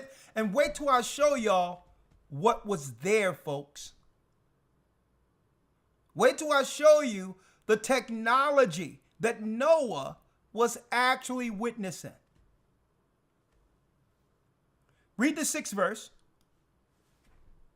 And a command is gone forth from the presence of the Lord concerning those who dwell on the earth, that their ruin is accomplished because they've learned all the secrets of the angels, and all the violence of the Satans, and all their powers, the most secret ones, and all the power of those who practice sorcery, and the power of witchcraft, and the power of those who make molten images for the whole earth. Look at this.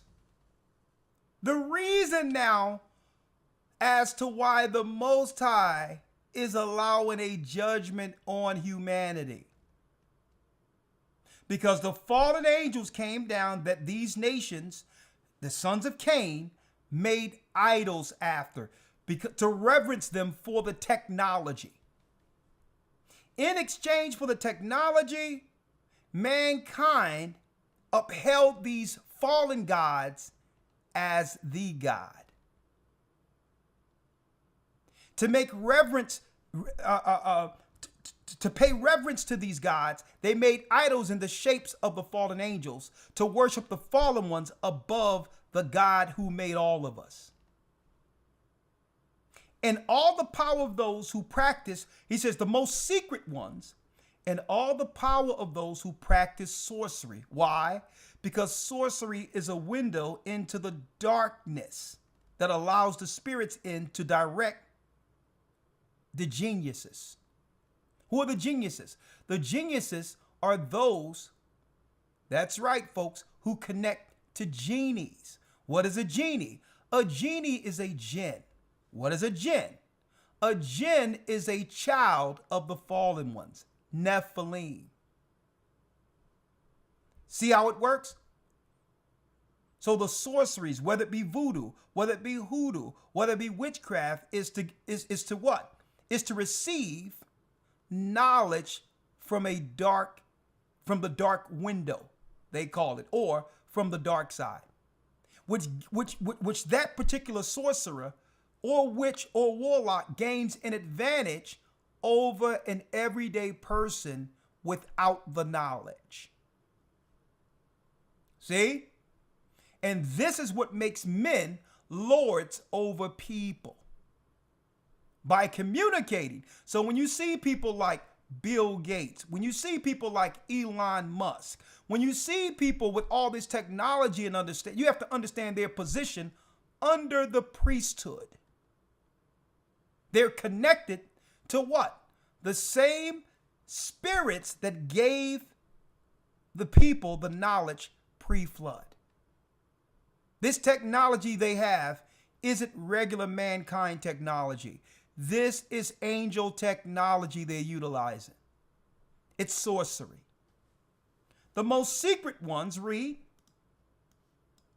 and all the power of those who practice sorcery, and the power of witchcraft, and the power of those who make molten images for the whole earth. And this is why, brothers and sisters, the Most High is allowing the attacks on Haiti,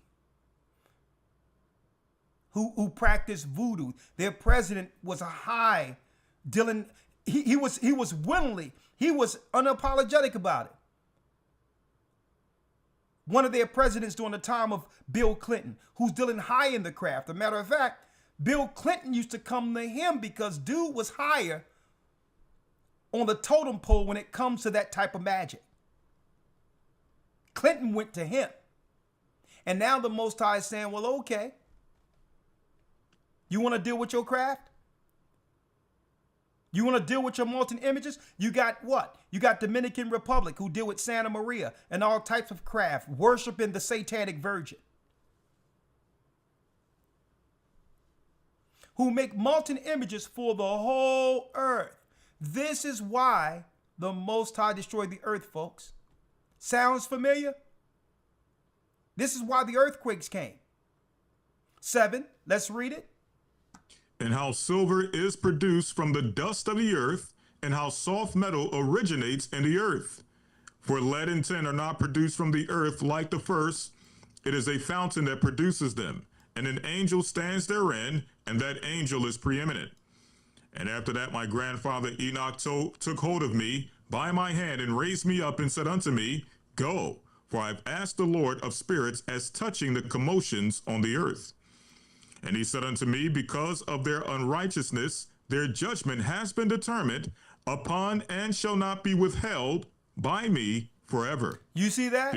He says what? Because of their unrighteousness, their judgment has been determined already upon, and shall not be withheld by me forever. So he says, you're turning to the idols? Well, guess what? The idols and the gods you serve are not going to be able to protect you from the prophecy when the earth is judged. So choose today which God or who or what God you'll follow. Where will you be when the sky falls? Haiti they were basking in the sun, going shopping and doing regular things one day, marrying and giving in a marriage, and one day an earthquake like never before rocked Haiti, and Haiti has never been the same since. with all their beautiful people and splendor, with all their greatness and valor, defeating the French, they could not overcome a natural disaster. Why? Because men cannot fight with God. See how it works? You sin, you go off as a government, as a people, and then the Most High allow what we see in the earth to bring the earthquakes. That's how it works. Okay? And then what happens? The banks, Esau can now benefit off of the chaos to consolidate power based on what?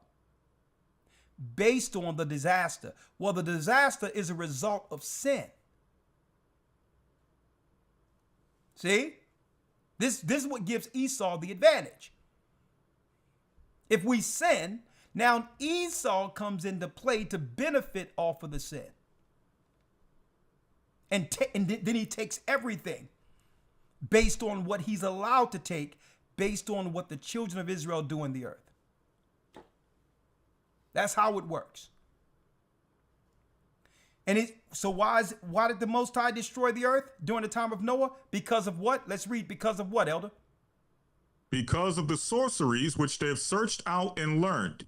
The earth and those who dwell therein, it shall be destroyed. Read. In these they have no place of repentance forever, because they have shown them what is hidden, and they are damned. But as for thee, my son, the Lord of spirits knows that thou art pure and guiltless of this reproach concerning the secrets. Concerning the secrets. He says there's no repentance for the fallen angels. These are the so-called aliens or the foreign life the government claim that they've been in communication with. Full disclosures when you come on Wednesday night for Decoding the Times, folks. Not those crazy movies that keeps you in a loop of nothing. They've always dealt with the fallen ones. The fallen ones give them the knowledge and technology to do what they're doing. Thank you, Amok. I really appreciate you, Amok. So he says, Noah, nah, these angels who taught you these things, there's no repentance for them. They will be bound until judgment. Now I'm going to show you what some of these foolish nations are going to do, folks, and show you how crazy out of their mind they are. They think that they can create earthquakes that can one day release their ancestors. This is how crazy these people are, folks. Their ancestors are the bound angels we read about in the book of Enoch. In 2 Peter's, where it talks about the angels that sin. These fools believe that they can create an earthquake to release their forefathers, their ancestors, who was bound unjustly. That they made one mistake. They made one mistake, and now our God is mad at them, but allow his people to make continual mistakes and eventually still be received by our God. They hate that. This is why the scientists and all these others, they're against our God. What type of God is this who, if the angels or Satan makes one mistake, he's not forgiven? This is their satanic, crazy, psychopathic logic. No, you're not man. You were made eternal. You have no business coming down here dealing with human affairs. There's a difference to why the Most High have grace on us. See? And that's what Enoch told him.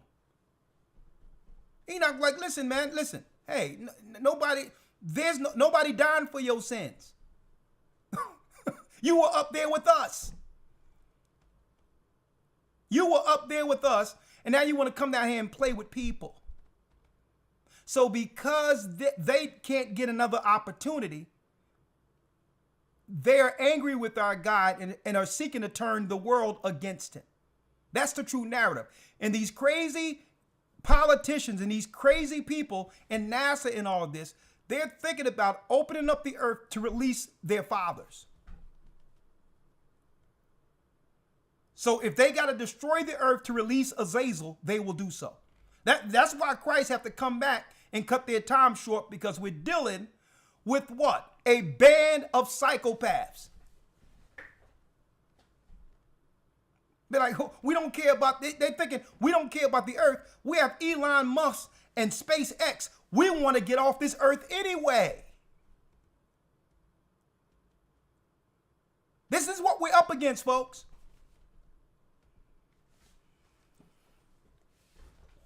All right? So let's go back real quick. Yes, sir. Verse number 12. We're up against a bunch of psychopaths. Done. Right? Right? And these, they have no place of repentance. And that's what they're upset about.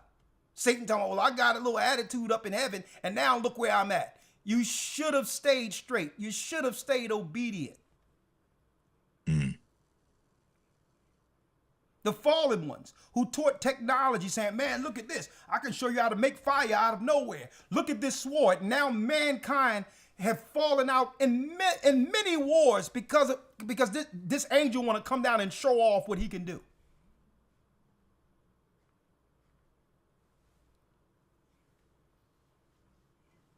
All these, they have no place for repentance. Speaking of the fallen angels. Read, because they, read it, Elder.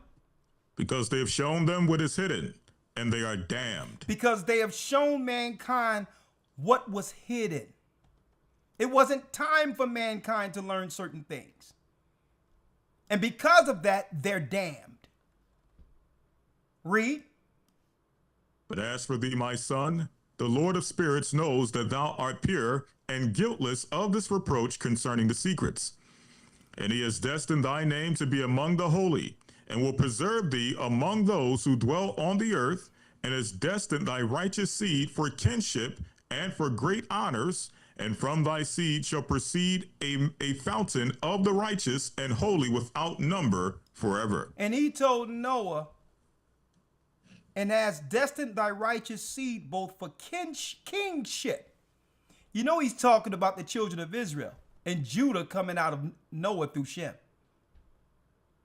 And great honors, and from thy seed, the children of Israel, they shall proceed a fountain of the righteous and holy without number forever. That's why it states that Israel shall be as the sand of the sea that cannot be measured nor numbered. See? That there is a remnant out of God's people who's going to make it through this destruction, like Noah made it through that one. Now, all of a sudden, Elder Lawyer, what we have is East Indians popping up out of nowhere. Even Kamala, she came, she came, on the Hindu tip, all due respect. Married to this Jewish Doug guy. And all of a sudden, we see these Hindus out of nowhere. I thought, well, okay, maybe there's a deal they made with Dunkin' Donuts. And so at one time, I didn't really pay much attention to it. I'm like, okay, maybe there's some secret deal between the government of India and America when it comes to some donut shops.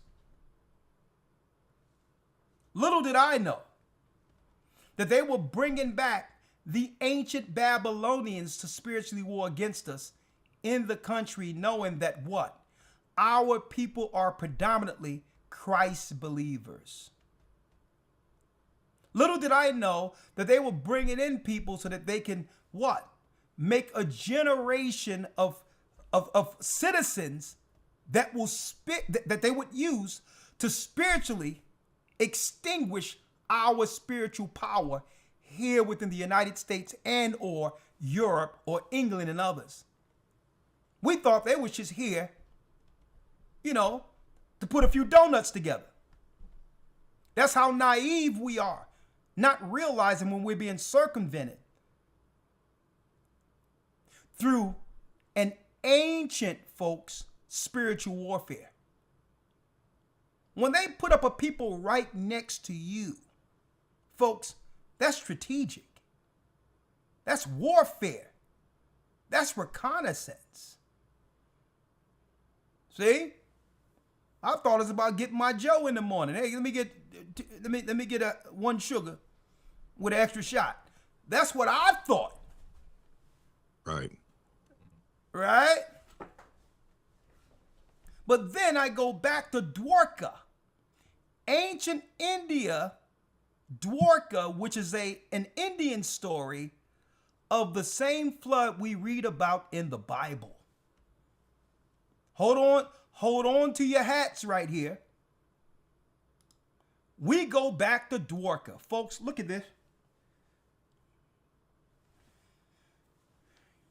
Underground right now, folks, they still have the ancient ruins of Dwarka underground, proving Noah's flood isn't just a Bible story. The gods they worship, the Hindus worships the ancient gods that were bound. This is where the whole concept of the flat earth comes from. They claim that a god went into the waters of Dwarka and put a dome over themselves for protection. That's your flat earth theory that people try to claim the Bible substantiates. And that has nothing to do with the Bible. It has everything to do with protecting their so-called God who escaped underwater. Huh? Oh yeah, y'all getting a little mini academy tonight.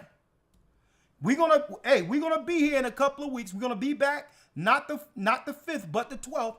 But hey, I might as well get a little in right now to bring it around full circle with what's going on in the earth when it comes to these earthquakes, to prepare for when the sky falls, folks. Look at this here. I'm gonna read it. Why are they bringing these Hindus over here now and giving them special attention, funds out of our minority funds, special protection when it comes to hate crimes to protect Hindus? What is it about these people that they need them so in America? Well, check this out, folks. What happened during the flood? Listen. This means that the city must have existed before the flooding, i.e., at least 9,000 years ago. The explorations conducted in the Gulf of Cambay waters revealed sandstone walls, a grid of streets, some evidence of a seaport 70 feet underwater.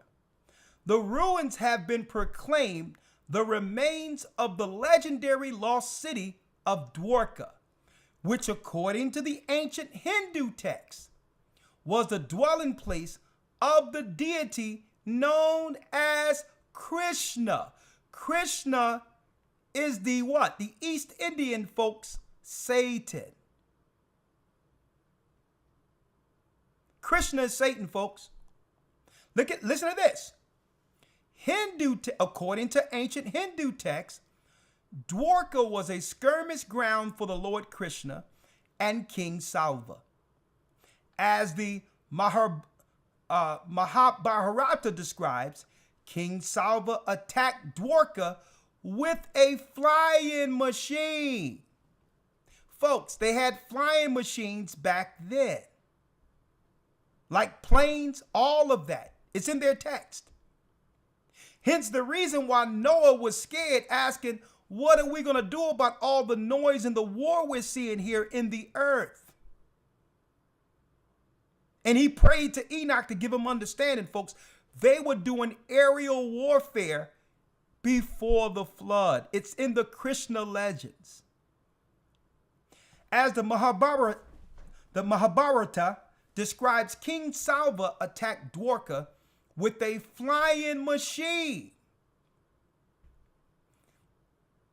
It is the description of the battle that draws the attention of the ancient aliens theorists, as it seemed to suggest it was fought with sophisticated technology and advanced weapons. There's nothing new under the sun. When we see these airplanes flying and the attacks over in Iran and Iraq, folks, it's the same narrative, different time. Potentially, even with a craft attacking from the orbit, the spacecraft commenced an attack on the city with the use of energy weapons, folks. What some people claim or allege were utilized September 11th, 2001 with the World Trade Center that would turn steel and brick into dust. There's nothing new under the sun, folks. This is angel technology that they're utilizing.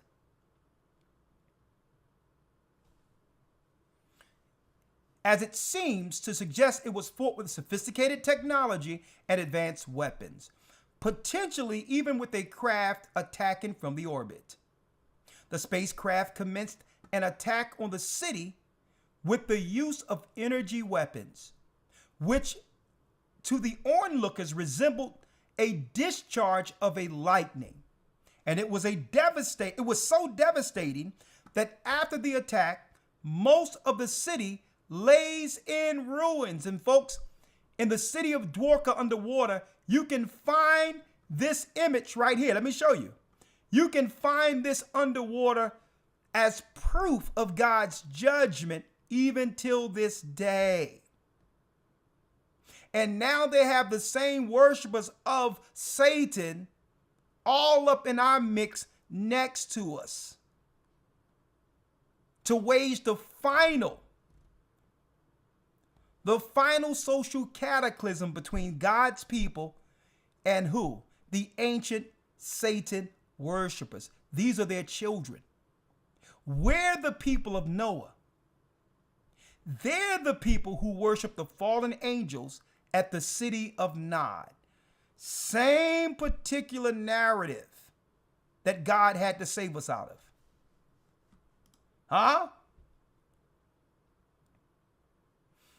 And when you read the book of Enoch, the 10th chapter and the 9th verse, I'm going to read it because it's here. And to Gabriel, saith the Most High, proceed against the bastards and the reprobates, and against the children of fornication, and destroy the children of fornication, speaking of the angels who came down and slept with women, and the children of the watchers from amongst men, and cause them to go forth. Send them one against the other, that they may destroy each other in battle. For length of days shall they not have. What is this? This is the mythological, what they call in myth, but it wasn't myth at all. The clash of the Titans. When all the nations who was once aligned against us was turned on each other, and they begin to war against one another like we see the nations doing now.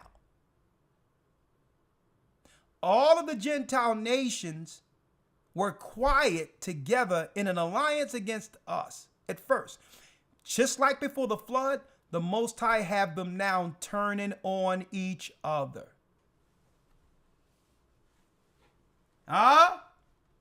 Same thing. So here we go. So what did the Most High do? Oh yeah, it's getting real good right now. One moment. Here it is now. Now, Elder Lawyer, now let's get Isaiah 54 and 16. We're going to open it up in a moment for people who would like to come in. Isaiah, real quick. 54, 16.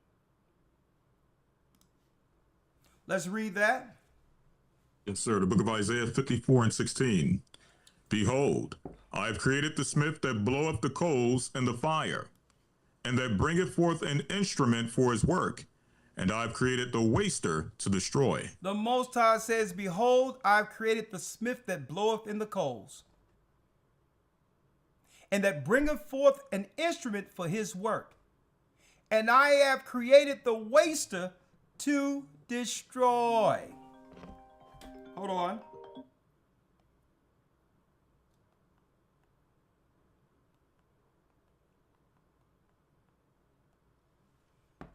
I have created the waster to destroy.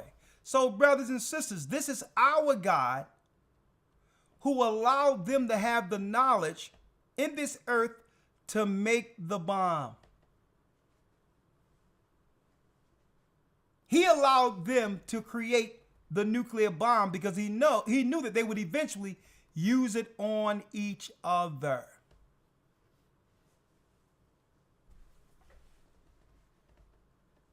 See? He knew, just like before the flood, the clash of the Titans, where he told Enoch that, listen, tell them that their children will begin to war against one another. And I'm going to tell you, folks, when you have a people who only know war with no peace, eventually they turn on their allies. War is normal for those who are in the spirit of chaos. And this is how you know when someone has a demon in them. It's the same spirit. They don't know peace. They're not satisfied unless there's commotion, war, or some type of destruction going on. That's how you know when someone has what? One of the children of the devil in them, Nephilim. They don't know peace. They can't even settle themselves in their mind to have peace. The same way with Esau. Esau cannot stop war because war is all he knows.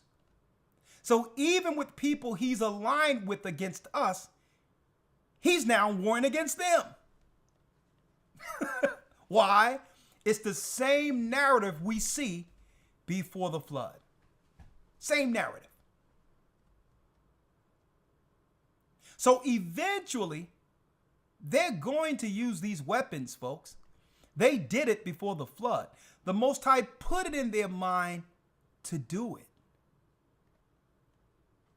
He put it in their mind. Like, okay, what crazy people would use something to kill themselves? Believing that what? The threat of their might keeps them in power. Well, folks, if you have to threaten someone to stay in power,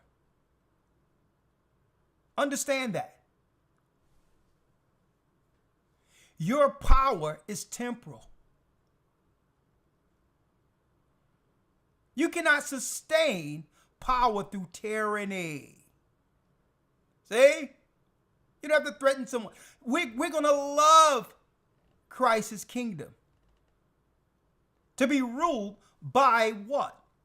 A righteous king. There'll be no need for force.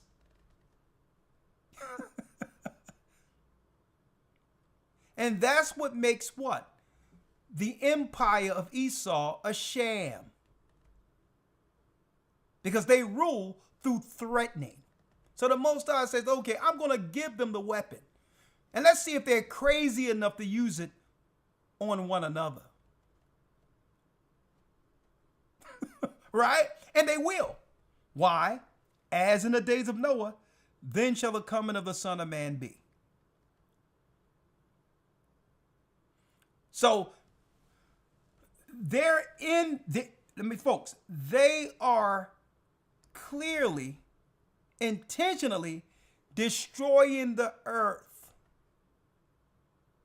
Knowing that they have a short time, they must rake the earth and get all the resources out of it, set up the earth as a weapon, even if they destroy the people. Why? Because they're willing to fight, then it just give power back to Jacob. It says the Most High what? Let's read it. Yes, sir. The book of Isaiah 54 and 16. Come on. Behold, I have created the smith that bloweth the coals in the fire, and that bringeth forth an instrument for his work, and I've created the waster to destroy. And I've created the waster to destroy. But yet, so what about us? The same as it was for Noah. all the chaos was going on at the same time Noah was here. Now, he's like, what? There's a war breaking out. It's very rare or at all that people, preachers or whatever, discuss the political dynamics of what was going on during the time of Noah. Only thing we know is there were some bad people. People were sinning. There was some bad stuff. And the Most High flooded the earth. And Noah, his wife, 3 sons and their wives made it through the flood. That's it. That's the gist of it. No, it was way more nuanced than that, folks. What we're seeing in the earth right now, where even Noah was crying and all that, wondering how he was going to be saved through that. Same dynamic happened before the flood. That's right. And this is what we're going through at the end of our world in our time. Same exact thing. The only difference is the earth was one landmass, Pangea at that time. But now that same earth that's spread it into 7 continents are experiencing it all at once. Same thing though. Right? But let's see for us though, how do we make it through this, right? Let's go back to, if you will, Elder Lawyer, let's go back to Isaiah 17, 54 and 17. Verse 17. No weapon that is formed against thee shall prosper. Read that again. No weapon that is formed against thee shall prosper. Look at this, brothers and sisters. So you think the Most High would give them something that could destroy us?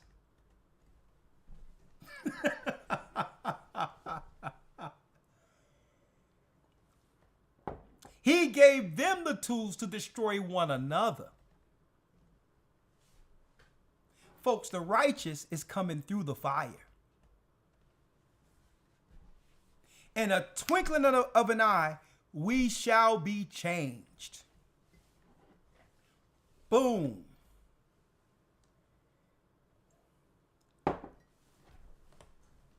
See? We're coming back with full power just like that. No weapon. This is to destroy them. Christ is our Noah's Ark. And for you Christians out there, let me put it out there. There will be no rapture. Forget about it.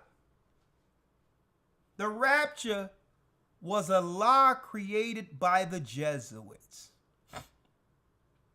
Now, will there be a caught up when Christ returns? Yes. But there's no dispensation in between. Christ doesn't pick up the church and wait 7 years and come back and judge the earth. That's nowhere in Scripture. There will be no rapture. The caught up or the changing in the twinkling of the eyes at the last trump when Christ returns. And when Christ returns, there is no picking people up and coming back later. Dispensationalism is a lie that came under Christian Zionism, because in Christian Zionism, they have a dispensation that they claim where the people are restored back in Israel in 1948. That whole thing is a lie. Huh? No weapon formed against Jacob shall prosper. The only time their weapons prosper or succeeds against us is when we volunteer to fall into their snares, to believe their lies. Oh yeah, your children want to go to school? Well, we want to make sure they're safe. So let's go give them a little something, something. So when they go to school, they'll be safe, right? You want to make sure they're safe. You don't know what's in that stuff that you got to deal with now listening to these people. When we've been learning and reading since time immemorial. The only weapons that really work against us when we're naive enough to trust it. No weapon that is formed against Israel shall prosper. Read. And every tongue that shall rise against thee in judgment, thou shalt condemn. This is the heritage of the servants of God, and their righteousness is of me, saith the Lord. Saith the Lord. Let's go to 2 Peter 3, 9, and 10, and then we're going to open it up. There's a few other things I wanted to show, but you're right. But I'll probably show one thing after that, and then we'll open it up for text. You can text. We'll call you back. Just text, because we don't have a queue right now. So text, let us know you want to come in on what the topic we're discussing tonight, and we'll call you back. Or you can come in through Zoom. I'll set up a Zoom now. Hold on. And make sure you have your points in order. For the sake of the broadcast, we can't have people going into long diatribes of things, and we can't have a whole dissertation of conversation. Conversations must be had outside this. We need you to bring your point within 2 minutes. If it's going to be a dialogue, it must be something interesting based on the topics discussed, all right? If you're reaching out for baptism or need us to reach you for something outside of this broadcast, just text that and we'll make sure Bishop Shawan call you back. All right? We want to keep these subjects strictly on the topic. All right?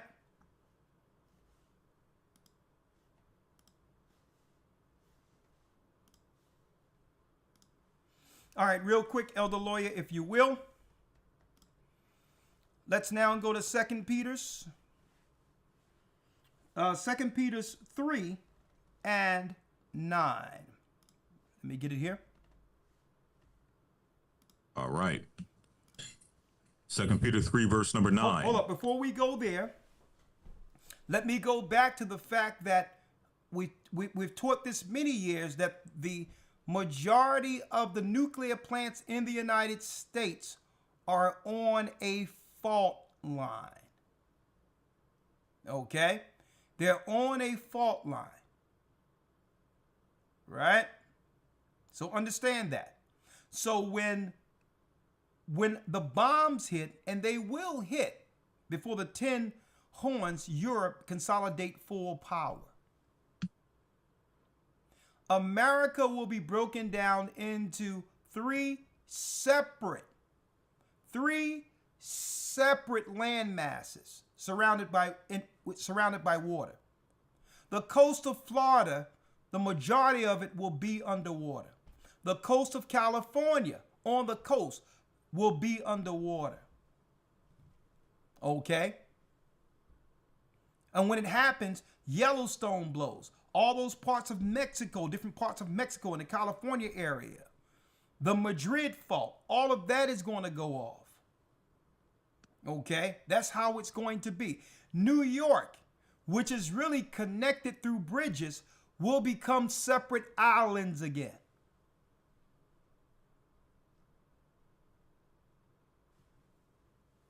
Before we get that, let's go to Revelation 16, verse 19 to show that prophecy. So again, are we to fear? No. The question is whether or not you're on the ark.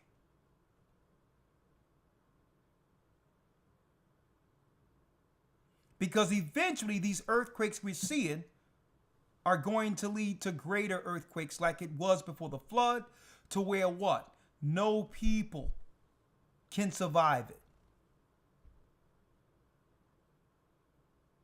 Let's read Revelation 16, verse 17. Let's read that. Revelation 16 and 17. And the seventh angel poured out his vial into the air, and there came a voice out of the temple of heaven from the throne saying, "It is done." And there were voices and thunders and lightnings, and there was a great earthquake, such as was not since men were upon the earth, so mighty an earthquake and so great. And the great city was divided into 3 parts. Into what? Into 3 parts. Into 3 parts, folks. Years ago, 2009, 2010, I showed the old Navy map what they predict the earth will look like, the United States in particular, during the Third War. A matter of fact, let me show you. I used to show it to everyone. They had this map since the 40s, predicting what the earth would look like after the great earthquake, which was prophesied out of the book of Revelation. Just like the vaccines. They're actually prophesied out of the book of Revelations, where some people would live and would want to seek death but cannot because they have a low quality of life after getting it. Revelation breaks down everything, folks. Look at this.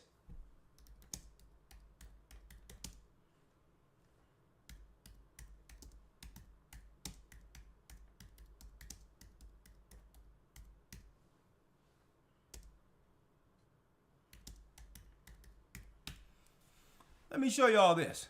Look at this. You can't make this up. I showed this years ago. When YouTube didn't even allow live streams, I showed this. The future Navy map of America is a famous pseudoscientific fictional graphic. Well, why do they have this fictional graphic at the Pentagon? It depicts the United States divided into three main land masses due to catastrophic flooding and pole shifts. Look. Look at it right there. Boom. Hold on, let me show you.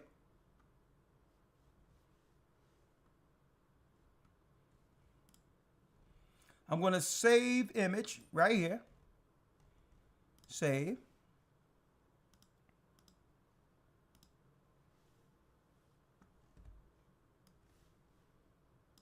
Right there. Look. Folks, this was in the book of Revelation. This was in the book of Revelation before America was founded. That after a great earthquake, America will be separated into three separate parts. Look at this. All of this is underwater. All this of Colorado, the majority of Colorado, underwater. Utah, the Mormons, with all the mess they're dealing with over there, they're totally underwater. The whole Nevada underwater. Only a little bit of Oregon is left. Look at what's left of California here. Look, all of this used to be coastal, top billion-dollar property. All of this is underwater. All the way into Mexico. The bottom of the coast of Texas, a lot of that underwater. Arkansas and Mississippi split totally in half. Where you would need a boat to get from Arkansas to Mississippi. Look at the bottom of Louisiana. Almost all of Louisiana underwater, because why? A lot of Louisiana, they have landmass based on what? The levees. Well, when it happens, all the levees will break and it's not going back. So all of the coast of Louisiana and the levees will break and all of this will be gone. Parts of Georgia, all of this. Look at this. Look at parts of Maine, the coast of New York, parts of New Jersey on the coast underwater. Folks, did you know the book of Revelation prophesied this before America was so-called founded?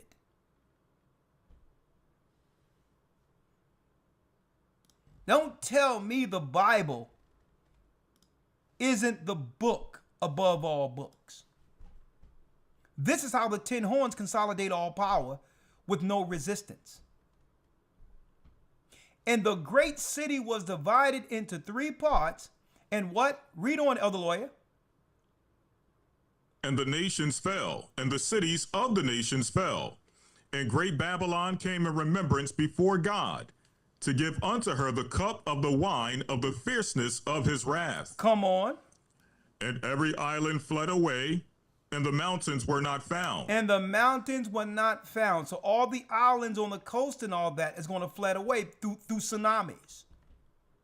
But are we to fear? No, you see, look at Noah. Noah was a righteous man, and the Most High, and he sent Enoch and say, listen, don't worry about it. We got you. The angels are going to protect you. And there fell upon men a great hail out of heaven, every stone about the weight of a talent. And men blasphemed God because of the plague of the hail, for the plague thereof was exceeding great. And look at that. Instead of people coming back to the Almighty, we're gonna witness people condemning God for judging this wicked place. The people are going to be angry at God. Insane. Insane. But guess what? We have an ark. Let's go to 2 Peter's real quick. And again, don't let nobody try to scare you into financing their madness. Hey, I know a place. I got a plan. You can do that if you want. I've never seen one person who made a plan with someone else. I haven't seen one of these plans work out. Well, Elder, what we got to do? Where are we going to go? Hey, folks. Do you think we would be here in Babylon with you right now? If it was time right now, if we were supposed to be someplace else, with all the Most High have showed us. Now, there will come a time where we're going to have to start, dealing with being pilgrims. If we're persecuted in one city, we go into another city, but circumstances are going to guide us that way. Where you understand? So don't let nobody take, because I know it. They cut up our videos. They do this, they do that, and they have their own agendas involved.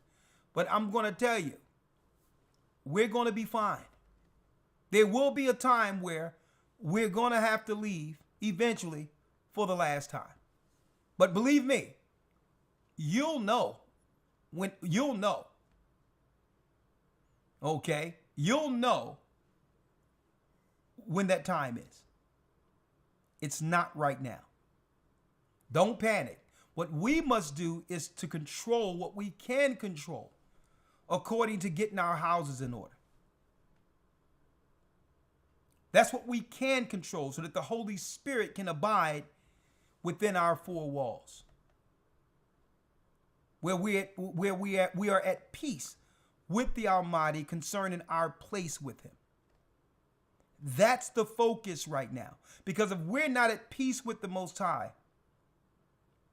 and we're not getting guided like Noah and the righteous were from the heavens, it doesn't matter your location.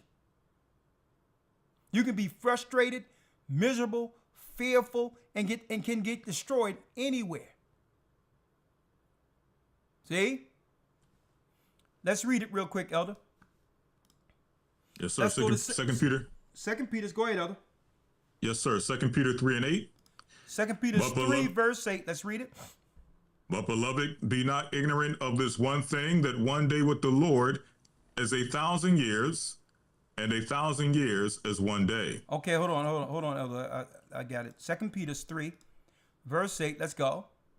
Yes, sir. But beloved, be not ignorant of this one thing, that one day is with the Lord is 1,000 years, and 1,000 years is one day. Read. The Lord is not slack concerning his promise, as some men count slackness, but is long-suffering to usward, not willing that any should perish, but that all should come to repentance.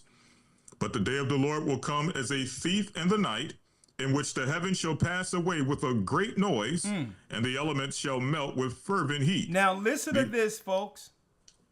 It's going to be just like we see these people dealing with the regular day, going groceries and everything.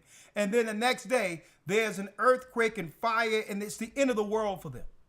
That's a thief in the night. Without warning, you have all these different countries dealing with the fallout with these earthquakes. The day before, everything was fine.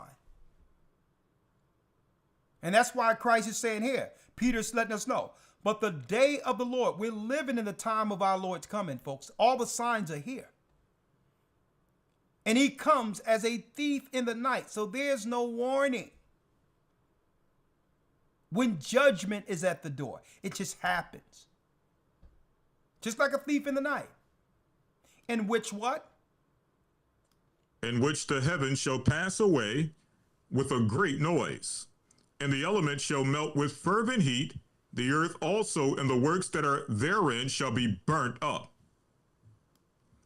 Seeing then that all these things shall be dissolved, what manner of persons ought ye to be in all holy conversation and godliness? So what type of people we are to be, knowing how close we are to Christ's return? Regardless of anything. Holy conversation. Our minds in the right place. Not operating with vengeance, bitterness, hatred. All the spirits that are outside what? The fruits of the Spirit. Looking what? Looking for and hasting unto the coming of the day of the Lord, wherein the heavens shall be, and wherein the heavens being on fire shall be dissolved, and the elements shall melt with fervent heat. Look at that. It's coming. Peter was showed it also. Nevertheless, we, according to his promise, look for new heavens and a new earth wherein dwelleth righteousness. Because we're looking forward to a better place that we don't have to complain about anymore anyway.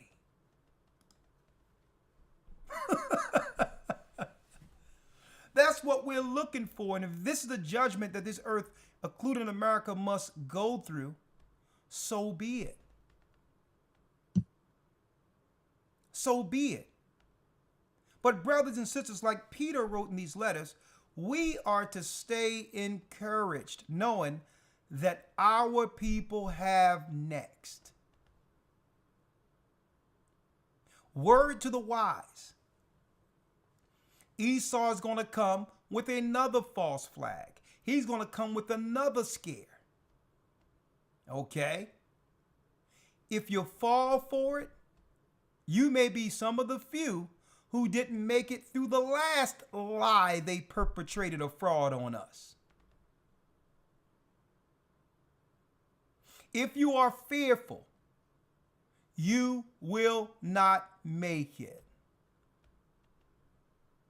Trust the Almighty. Get your house in order. Follow the laws of God.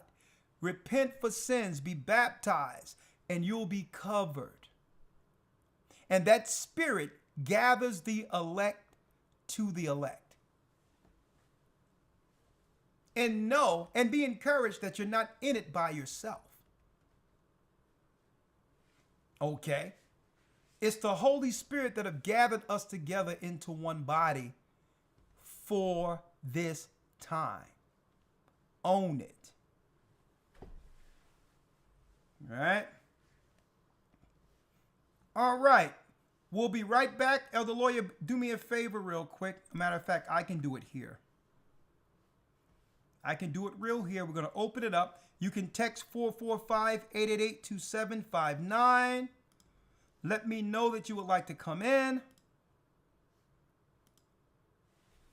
Let me know that you would like to come in, and I'll bring you in. Or you can come in with Zoom. If you come in with Zoom, you must show your face. Okay, you must show your face. You can request not to be seen online. I'll respect that request, but I need to know who I'm speaking with. All right. There's the Zoom link for those who would like to come in. Thank you, Elder Dale. Thank you, Elder Yarack, for backing us up in some of the resources you've sent to me. And folks, this academy is going to be off the chains as we break down the truth concerning Babylon. We're going to also go into some new prophecies in the book of Daniel's, never broken down before in our academy. Watch it. Hey, this academy will be the academy of all academies. And I'll tell you this, we're going to go into this like it's our last. We hope it's not. But we're going to deal with this academy like it's our last one. We're going to deal with this like it's our last one. Go to historytimes.org. We've extended the enrollment, being that we're going to move the academy to the 12th. So this Sunday, we're still going to open up enrollments, and we're going to come back the following Sunday for week 1. What we're going to be breaking down here is the seed and the serpent. Breaking down the political, the religious structure, the scientific structure, all of that, to bring into light that all of these governments are religious sectors within themselves. Every empire, every nation is has a part in the Babylonian religion. I don't care if you're China. I don't care if you're India. They're led by the Satanic Vatican. The Vatican worships Satan directly. Okay? All of them. America, when you look at the Republic, the Senate, the Republic, all of that is a priesthood. All of it. And we're going to break it down. The seed and the serpent, tracing the war between truth and deception from Eden to Revelation. From the beginning, a war was declared, 2 seeds, 2 kingdoms, 2 destinies. Join us on an in-depth journey through Scripture as we uncover the origin, rise, and final defeat of deception and the ultimate victory of truth. We're going to bring it. Go to historytimes.org, and we have a brand new platform. We're extending the enrollment, so if you haven't enrolled, do it now. Do it now, okay? We're going to bring it the 12th of July. We're going to extend the enrollment another week, and we're going to come in. And folks, if you haven't enrolled, please be a part of it, okay? Another thing is, there's a gift given to many for the Jersey body that will allow the majority, if not all, of the Jersey body to come into the academy without payment. Okay? Someone is sponsoring a lot of people in New Jersey, and I'm going to leave it there, and you're going to hear about that soon. So, all praises be to the Most High.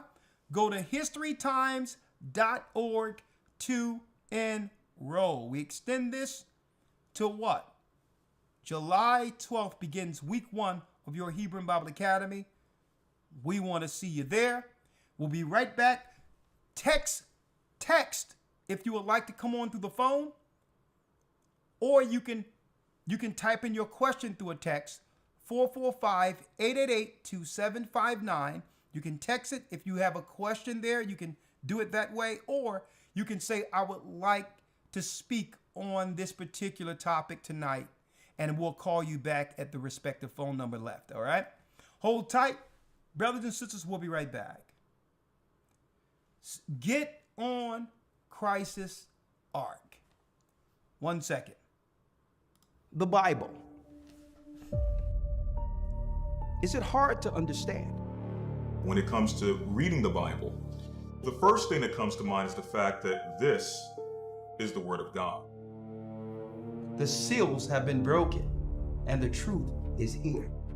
And when we go throughout the scriptures, when we go throughout extra biblical records, we find that the language that God employed, that He used to create the heavens and the earth, was the Hebrew language. Christ said, I came for the lost sheep of the house of Israel. But yet no one, no religious leader, no religious church out there anywhere can now identify the 12 tribes of Israel. Can we? God is quite simple, but it seems as if man makes understanding him hard. What are those mysteries? The truth of your book and the truth will make you free. The Hebrew and Bible Academy, you're invited.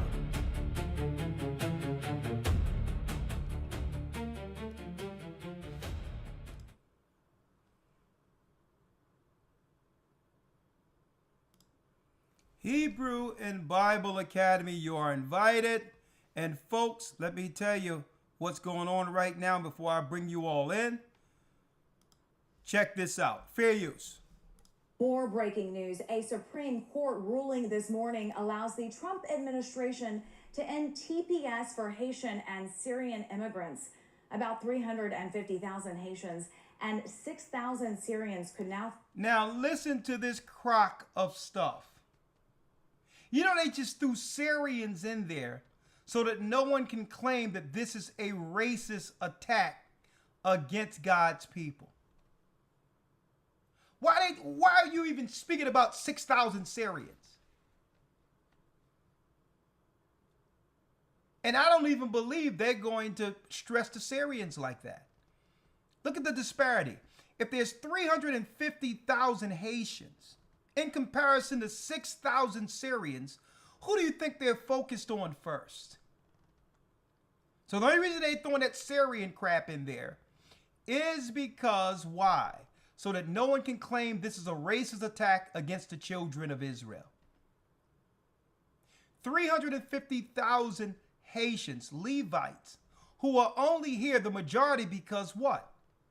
Their land have been torn apart after the earthquake and all of that. And some people believe it's so that the corporations can take all of the mineral resources and oil from their country. Now you're going to throw the people back into a volatile, fragile country with no leadership? They are stoking a serious revolution in Haiti. That's what they're stoking intentionally. You just can't throw 350,000 people on that mess that they've created there and not think that many is going to die. They know exactly what they're doing here. On top of that, this gives the government of America the green light to come after our people here in the United States. Now, of course, if you're not Haitian, there's very little you have to worry about if your status is correct or whatever the case. If you were born here, if you're an American or Judah here, hey. But the whole thing is, it still gives them the what? The autonomy just to check you just in case you might be Haitian. Just putting that out there. 445-888-2759. Hello, Elder. I have a question. Brother Israel, I see you there, Brother Israel. I see you there on Zoom. I'll bring you in 1 moment. Let me go through some of the phone calls first and then Zoom. All right.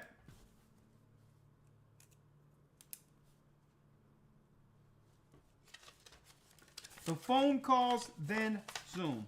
407, I'm bringing you in now. Please make sure, 407, please make sure that YouTube is turned down when I bring you in through the phone, okay?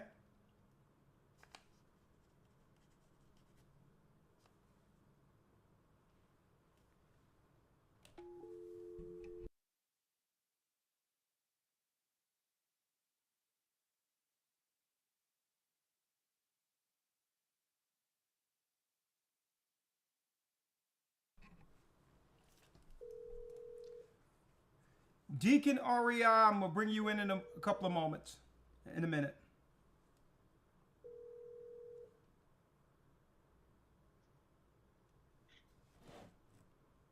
Shalom, Elder. Shalom. You said you had a question. Let me have your name. Brother John. Brother John. From the body. From the body. Which church you belong to? Which location?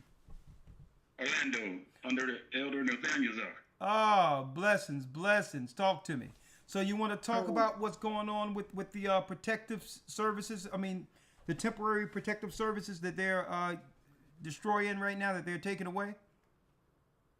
No, I had another different question, though, that I was going to ask you about the Atlantic City under the water. I was asking you, was there still the fallen still living underneath the water? Oh, you're talking about what happened in Dwarka? Yes, sir. No, they came to land. That's where they get the legend of Dagon, the fish god.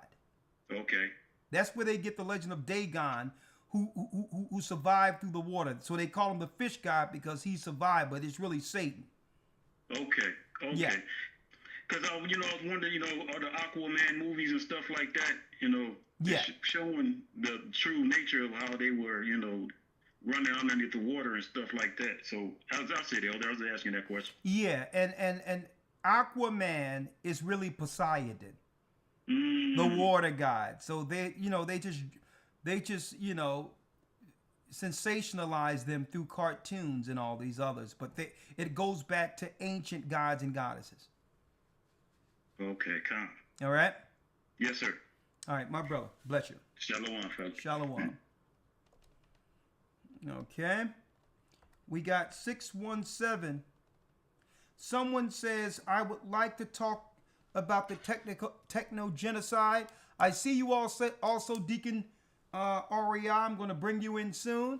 I hope that's the brother from Las Vegas because I have some work for him soon.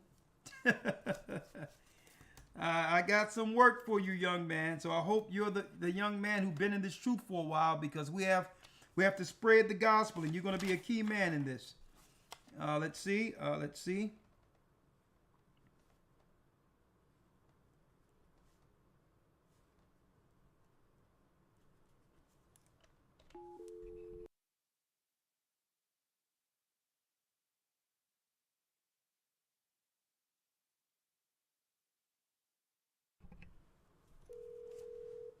Okay, we have the 617 area code.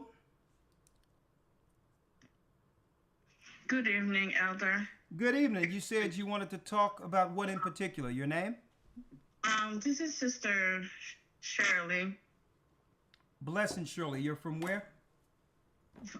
Boston, Massachusetts. Blessing, sister. I think I met you. Was that you and your sister in Boston that time? Just myself. We spoke last week. Okay, the floor is yours. I just wanted to touch base about techno-genocide, which I know a lot of people are not talking about that right now. It's not really a topic of discussion. This is where I like to kind of touch base on that because of my targeting and everything that I've been experiencing through these technologies. Elder, you're well aware, about the technologies that's being used, directed energy weapons, but I am the one living it. I understand. And yes. Well, sister, I told you that I was going to get with you after speaking to Beltran one-on-one to see if he can help you with examining where these particular devices are and what help he can do with that, right? Are you still? Yeah. But you have to wait for that because I have to talk to him about it. But I'll give you a minute or two. Tell the people what you would need them to hear. Okay.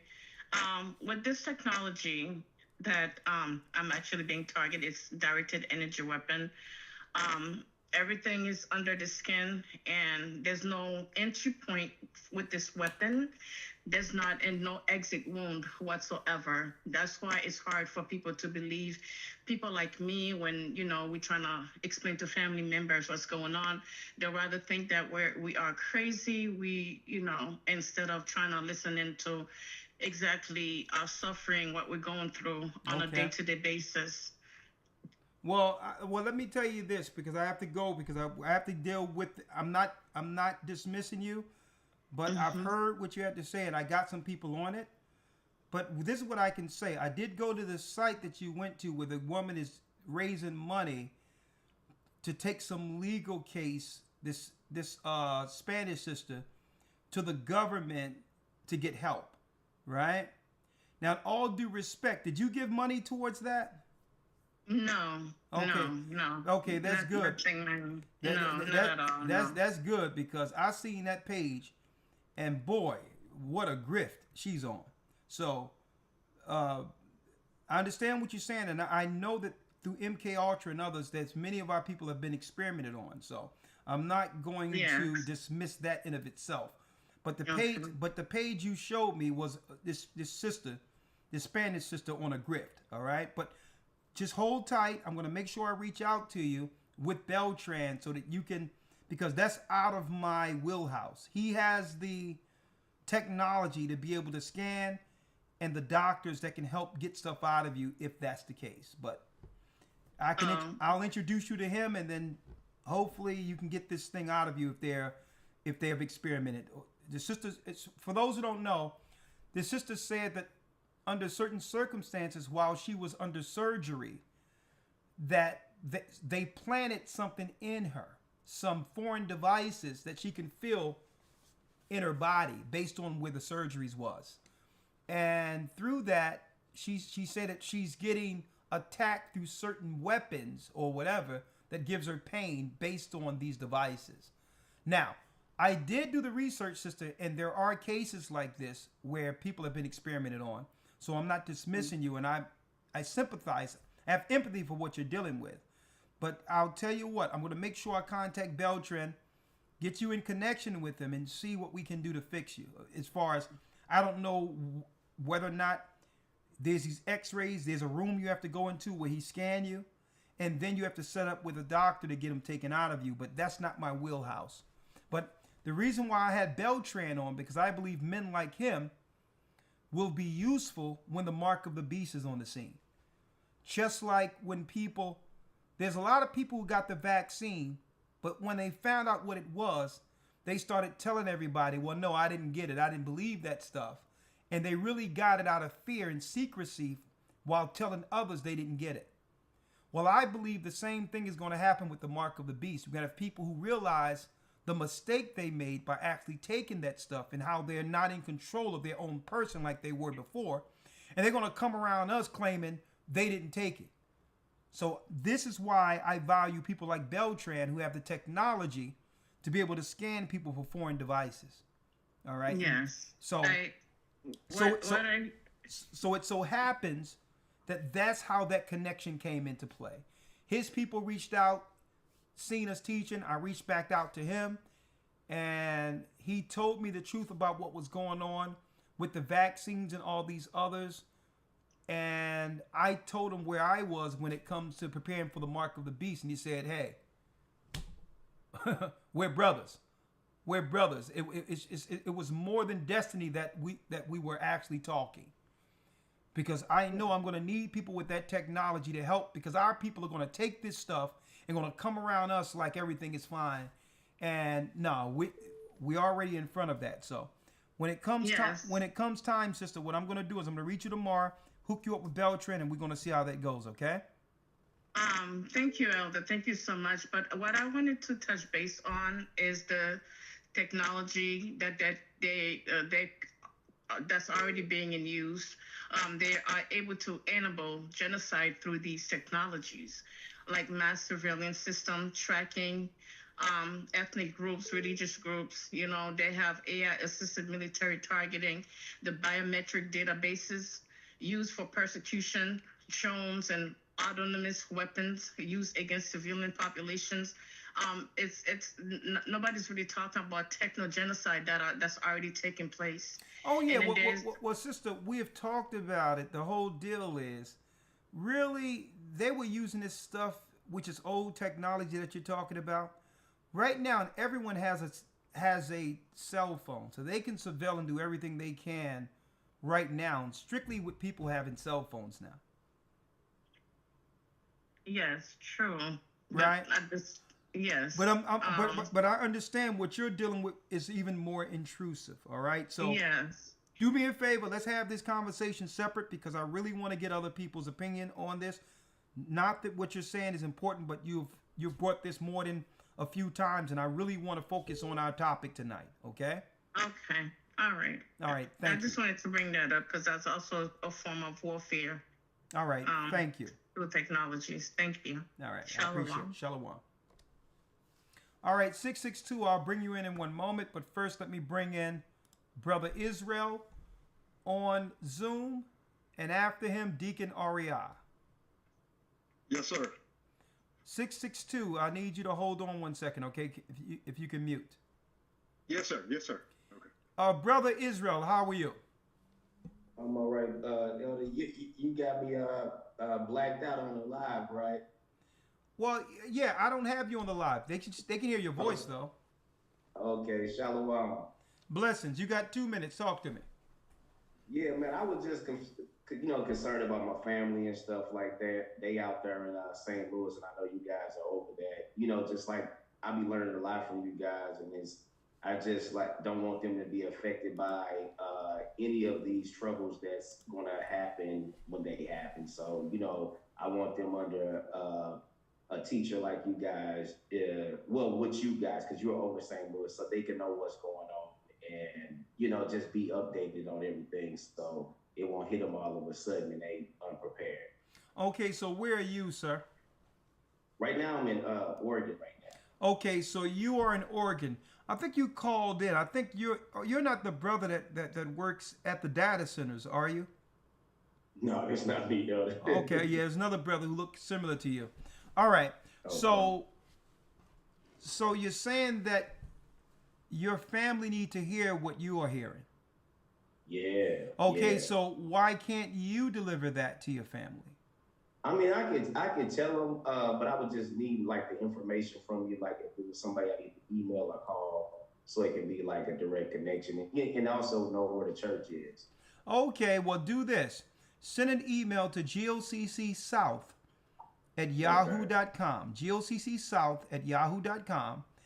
Elder Lawyer will convey your information to Bishop Shawan, and he'll reach out to you and your family to connect with our St. Louis body. Okay, cool. Is that good? Easy. Thanks, man. That's simple. Yeah, cool. goccSouth@yahoo.com. All right, thank you, Elder. Shalom. Shalom.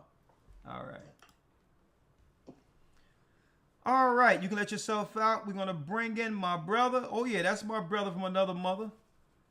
Deacon Ariah. Shalom. How long have you been in this, young man? Oh, yes. One second, Elder. Let me stop the background. It's playing. My apologies here. No, you're looking good. You're fine. Okay, great. Hey, Shalom, Elder. Man, so your question, how long have I been with this? Ever since I got out the military, sir, and I discovered you guys through one of the brothers out here. So we talking 2009. 2009. Well, yeah. Brother, it's about time you get into some greater works, ain't it? Oh, all praise to the Most High. So. Well, I definitely got some plans for you, young man. I got some plans. And you tell everybody where you're from originally. I'm originally from Guyana, South America. South America, Guyana. Yes, sir. And right. I came up here. I lived in New York, Jersey, graduated high school, entered the military from Florida, traveled around Georgia, the West Coast, stationed in California, deployed to Iraq, came back, and the Most High really started speaking to me while I was in Iraq. This was 2005 when Katrina happened. Yeah. And back then I didn't know anything about the church. I just know the voice of the Lord, what He was showing with me. So came back and went through a rough spell, and I know I had to transition out of that system. And so I just trusted the Lord, and yeah, it's a story because. Are you still in Las Vegas? Yes, sir. Yes, sir. All right. So matter of fact, go ahead. Yeah, I'm still here. Yeah.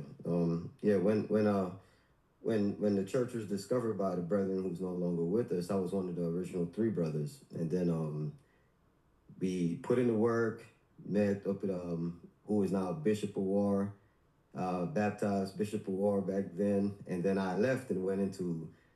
I was heading back home to South America and ended up in Central America where the Lord started working.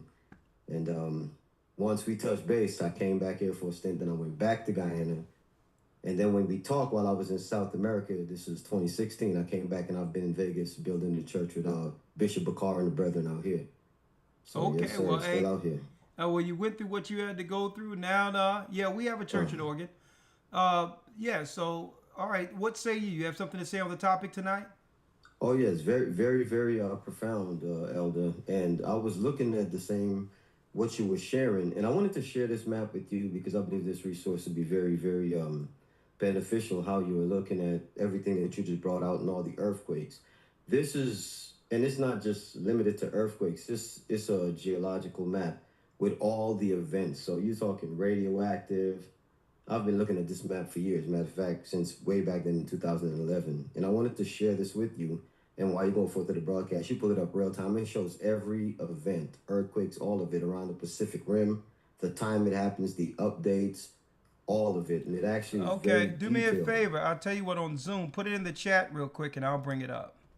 Come on, let me put it in here. Right Yeah, the chat, there's a chat we have there. And right there in Zoom, I'm going to put Shalom so you can see it. Roger. See that Shalom right there? Yep, there it is right there. My man, Yeah, pots and pans. Let me grab it here. Sure. Oh, There yeah. it is. All right, I'm going to pull that up.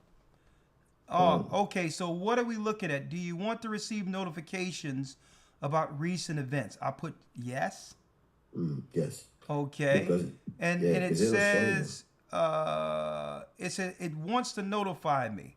Nah, do I allow the notifications or do I block them? You can block them. You just look at it when you feel the need to just All check and right, see what's yeah, going on. they're asking too many questions. All right, let me pull it up so that people can see what you're showing me, and then you can describe exactly what this is. All right. So we got a brother who's been with this truth almost as long as anybody, at least the online following. Brother been warned for a long time in the truth. Praise the Most High. And so what are we looking at here on this map? What is this map? Who created it?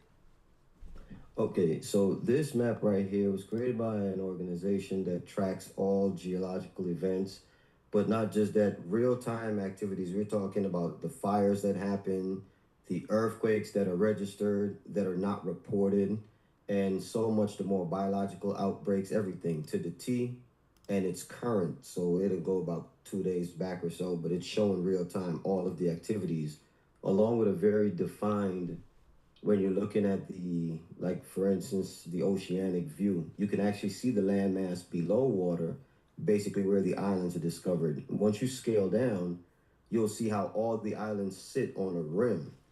So the scripture you were just bringing out in Revelations about the islands being troubled and disappearing when the earthquake, this map actually solidifies what they were trying to explain away as a fictitious map for the U.S., the map that you were showing. Yeah. These plates actually line right up with it. So it's not necessarily fiction. This is real time. So it's happening. Actually, Yes, it's sir. happening through the earthquakes. Yes, sir. And like when you look at the earthquakes, the emblem for the earthquakes, when you click on them, if you were to just scale like your Pacific side, you will see all around the Pacific Rim, Elder, there's multiple earthquakes, chain link all around. You start down from the coast of like Argentina, all the way up, the ones that happen in Venezuela, go around through Mexico, all the way up. In up the coast of Africa, the all of West. there, Angola. Yeah. And so it's happening all over the place right now. Multiple. Very interesting. So you know what I'm gonna do? I'm gonna be looking in. Matter of fact, I'm gonna save this right now, and I'm gonna be looking into this all night. I may cover this Friday actually.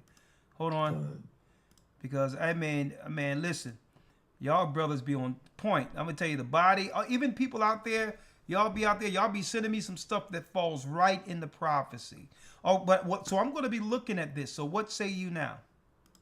Well, to what you were saying too, and I've been working with the body down in Guyana, explaining to the people that are in the capital, because Guyana, Georgetown is the capital is like 6 feet below sea level, and all the oil that they've been extrapolating out of the region there, over 900,000 barrels per day.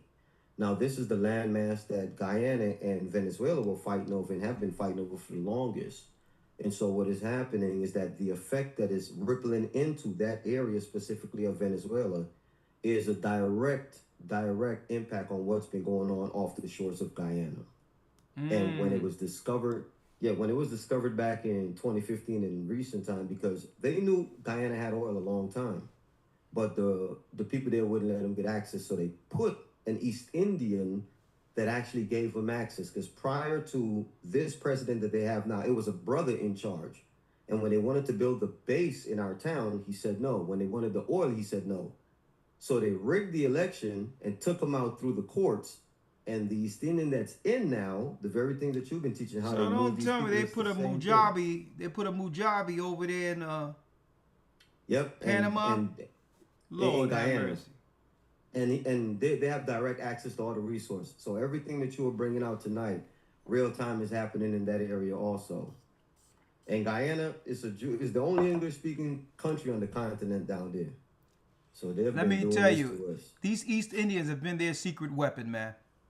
Oh, I'm so glad that we got some people that's in India that's for the church, because I believe when we get these people in the church baptized, they're going to spill all the beans of what's really going on in India.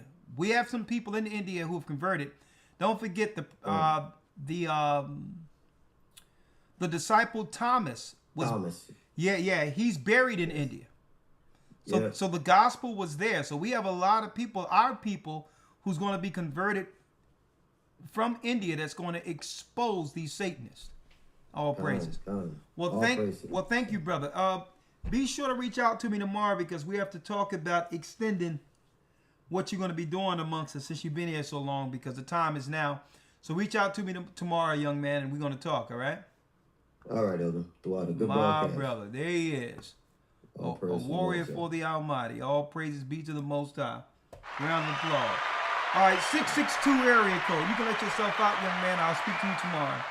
And Shalom. We have 662 area code. Shalom, sir. Shalom, Elder. Shalom. How you doing?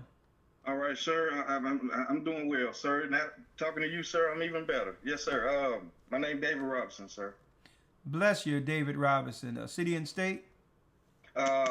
Indianola, Mississippi, the home of the blues singer B.B. King. Lord have mercy. The home of the blues. Talk to me.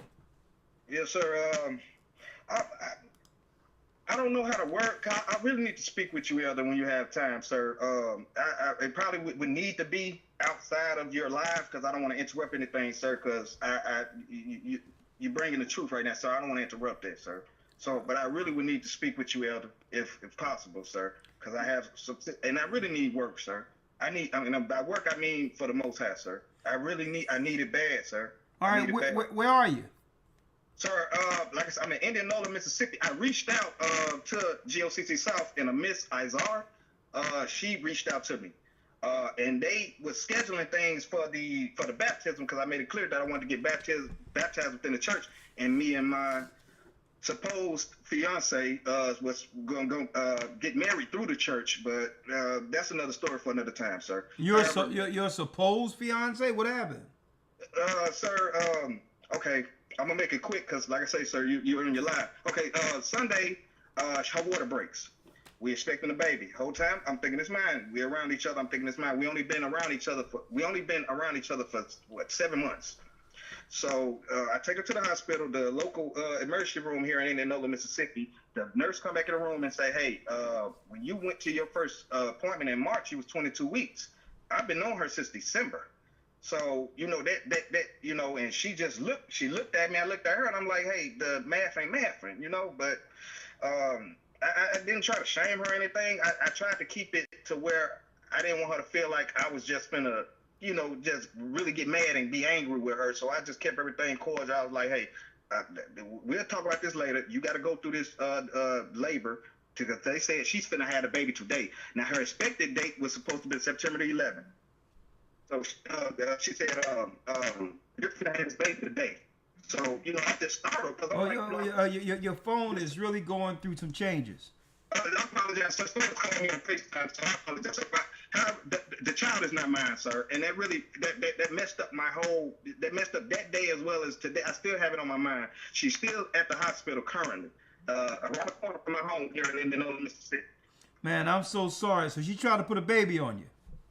Yes, sir. Yes, sir, indeed. Yes, sir, indeed. Yes, sir. And I talked to my dad about it. My dad is in the truth as well. He always tell me, man, go to the Most High about it. My pops warned me too many times to stay away from that woman. Just stay away from her. Boy, I tell you, boy, they always try to put it on the good guys, don't they? Because she know you'll be responsible. Yes, sir. Yes, sir. Because she knows that I took care of my two youngest daughters for 7 years by myself when I picked up their mother. So she's aware of all this. So okay, all right. So you don't want to put her through stress right now. I know you care for the lady, so I'm sorry you have to go through this. How long have you known her for? It'll make 7 months. July 5th, it'll make 7 months. Okay, you knew her for 7 months. Yes, sir. But she got pregnant. She was pregnant before she met you? I was at least 2 to 3 months, sir, before she met me. Yes, sir. If you do the math. Yes, sir. No, okay. Well, I'm sorry about that. So did she tell you? Did she spring the news? Did she spring the news on you initially that y'all both were having a baby? Did she say, "Yeah, I'm pregnant by you"? Yes, sir. She, we went in February and we went to an emergency room in Greenville, Mississippi, and that's when they let us know that she was pregnant. So I'm like, okay, I got to show up and show out now, you know. Yeah, you got to show up and show out. Who's the father? Yes, sir. Yes, sir. Yes, sir. And from what she explained to me when I talked to her today, I really thought it was your baby. I didn't know. I really thought it was. I didn't know I was pregnant. Okay, so that's good. So this is how you break it all the way down, though. You ask her, okay, doesn't matter. Listen, it is what it is. I can't change it. Who's the father? When she get mad at me, she'll say, I knew who the father was the whole time. Ghetto stuff. However, when she's being respectful, I guess, she'll say, I was talking about you when I said that. You know, so I'm like, I don't want to, you know, I don't want to play these games. No, I'm asking you, brother. Yes, sir. Yes, sir. Instead of playing the games. Yes, sir. Because sometimes when this happens, women will put it on someone who they know they can pull this over on. Yes, like a regular man would be like, well, okay, I'm not here for the conversation. I don't want. Who's the father? I'm not the father. Who's the father? What's wrong with that conversation? She tell me, if it's not you, then don't you think I may know who? And I said, okay, 1 minute you're telling me that it's me. The next minute you're telling me that when you say stuff like that, it be in regards to me. You be saying brother. It seemed like you're still on the hook here. Yes, sir. Yes, sir, I am, sir. I'm tempted to go back to the hospital to be up there with her, but I'm sitting in my truck right now contemplating on if I should go back to the hospital to be there with her. Or, you know, sir, it's stressing, sir. It's stressing, especially after what happened. It's a situation that happened with my 2 baby girls. Okay. Let me drop something on you. Yes, sir. All right. Here's a situation. If that seed, which we know 9 times out of 10 belongs to another man. Yes, sir. Right? Yes, sir. So, regardless of who you are, that baby will have that connection with the child's father. Now, based on what I'm hearing, what's going on with you, yes, sir. She can tell you and keep you on the hook because you are the responsible one that'll sign the paper. But still, without you knowing, she'll be talking to the regular father, getting what she need out of him too, and you'll never know it. Yeah, but guess who's on the hook according to the courts? If you go down there and sign the papers to claim that you're the father. Me? Yeah, and what happens is every time she get mad at you, she's gonna take his baby to see him, but you're on the hook financially for it. And this guy know that he don't have to pay for anything. So on top of that, because she have that connection with him, even though you're on the hook with the government and still cares for her, she will still be dealing with him without telling you, because that's who she really cares about. But she know that he's not the type of guy who will actually claim her.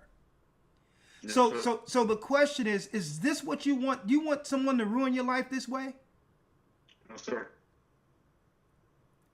No, sir. All right, brother. So you have to know when to run. Yes, sir. You sound just like my pop. Yes, sir. Yes, sir. Don't get yourself entangled in this, and next thing you know, the court's gonna be looking at you like I'm looking at you, saying, "Well, why did you sign these papers?" I didn't sign them, sir. They asked me that I want to. I told them no in front of her. Hey, brother, if you go down there, what you think she got you going down there for? Yes, sir. I told them I wasn't finna sign the paper. They brought it in the room, and I told them her mother was sitting in the room as well. And I said in front of her, I said, I'm not willing to sign the papers at this moment. And her mother looked at me, she looked at me, I didn't care. So I haven't signed the papers, sir. I haven't. Hey, brother, where's your father? My father lives in Chicago, Illinois. His name is Ricky Robinson. A military veteran as well. And Well, young man, what would your father say, dude? my father told me, don't you take your weapon to the hospital. Hey, brother, I'm going to tell you right now, brother. Yes, sir. The posture you're taking, you'll never be respected. Yes, sir. Yes, sir. Coming from you, Elder, it means a lot. It holds merit, sir. It holds merit coming from my pops, too, but sir, that was a lot of merit, sir. Brother, you will regret this for at least 18 years. I'm not trying to go that route, sir. I'm saying, do you deserve a woman who would respect you? Yes, sir. Okay, let me give you some insight. You a smart man, right? You went to the military. You served your country honorably. Oh, no, sir. No, sir. I didn't go to the military. My dad, he was in the military. Oh, your father. Okay. Okay. All right. Well, you can count, right? Yes, sir. Okay. So check this out. There's a numbers game. You're a nice man. How old are you? 38 years old, sir. 38 years old. All right, great. You're a nice guy. Fear the Most High. You want to get into this Bible. You need work to do as far as doing God's work. That's great. Here's a numbers game. If every woman, every black woman in America was married right now to a man, right? Yes, sir. Ready for the numbers game? Yes, sir. There would be 2 million black women of marriageable age left. Okay. So you got that number? Okay. So that means if every man that's eligible, black man that was eligible for marriage were to tie the knot today, there would be 2 million black women left over to be married. With no man at all, with no husband or nothing. That's the number disparity. So it's more women than men, basically. 2 million of them. Yes, sir. So I don't understand with this number, what the numbers are. What is this desperation to get into something that you're going to regret long term when you can choose one of 2 million and not go through what you're going through right now? Yes, sir. You sound like my pop, sir. Yes, sir. So if you fall into this pit of total frustration that will take up the high earning years of your life, because you don't really start earning well until you're after 40. So now you're gonna have upward mobility with more knowledge. The best that you have to offer will happen after 40. And you're gonna give that to someone who've done this? No, sir. Okay, brother, you're gonna have to tighten up. All right. So that's it on that. That's my may the Lord bless his soul. That's my Kevin Samuels moment for tonight. All right. A good question as well. Let me ask. Is this? Lloyd, let me bring you in. I'm gonna call him back because question. I think he disappeared. Hold on. I want him to hear you, Elder. Hold on. Yeah, I just wanted to ask him, was the sister, I know he's seeking to be with the church. Was the sister also seeking to be with the church? Oh, that's a whole nother hold up. Oh Lord, you bringing it in now. Hold on. Let me bring Elder Lawyer in. Lord have mercy. It's about to get Yes, sir. Hold on. Elder, sir. Hold on. Elder Lawyer want to speak to you. All right. Yes, sir. All right. Hold on. Here it is. No, I just had a quick question. No. Brother, Elder Lawyer, let me switch your settings real quick so he can hear you. Yes, sir. All right. Let's see. Devices. Here it is, young man. Elder Lawyer is around your age too. He's aged in wisdom, but he's about your age. He's gonna help you out here. Yes, sir. Let me see here. Studio display. Go ahead, Elder Lawyer. Yes, sir. Let me get your name again, brother. Danny Robinson, sir. Shalom, Elder Lawyer, sir. Shalom, sir. Yes, sir. Danny Robinson. Shalom. So again, I'm sorry to hear your situation. I know you were asking or seeking to be with the church and to be baptized. My question is, was she also seeking to be baptized with the church? Was she also seeking to be a part of the church? Yes, sir. She was. I don't know if she no longer still is, but yes, sir. She was the fiance that I was saying that we wanted to get married together when I reached out to. Lord, yes, sir. Lord, the plot thickens. Hold on, Elder Lawyer. Yeah. Okay, Lord, have mercy. Let me put the top on his water here. All right, young man. So did she introduce you to this? No, sir. I've been in church since 2010. My godbrother, A.B. Alabama from Greenville, Mississippi. Brother, what's going on with this phone you got? She steady calling me, sir. She's FaceTiming me and steady calling me, so that's kind of interrupting our connection. She steady FaceTiming me on Facebook and stuff. She expecting me to come back. Boy, I'm gonna tell you, I bet you. Listen. The spirit on that other side got that thing, that finger. She getting blisters on her finger trying to get through because there's another spirit pulling on this side. She's calling back now, sir. I knew something was going on with you. You got static coming in.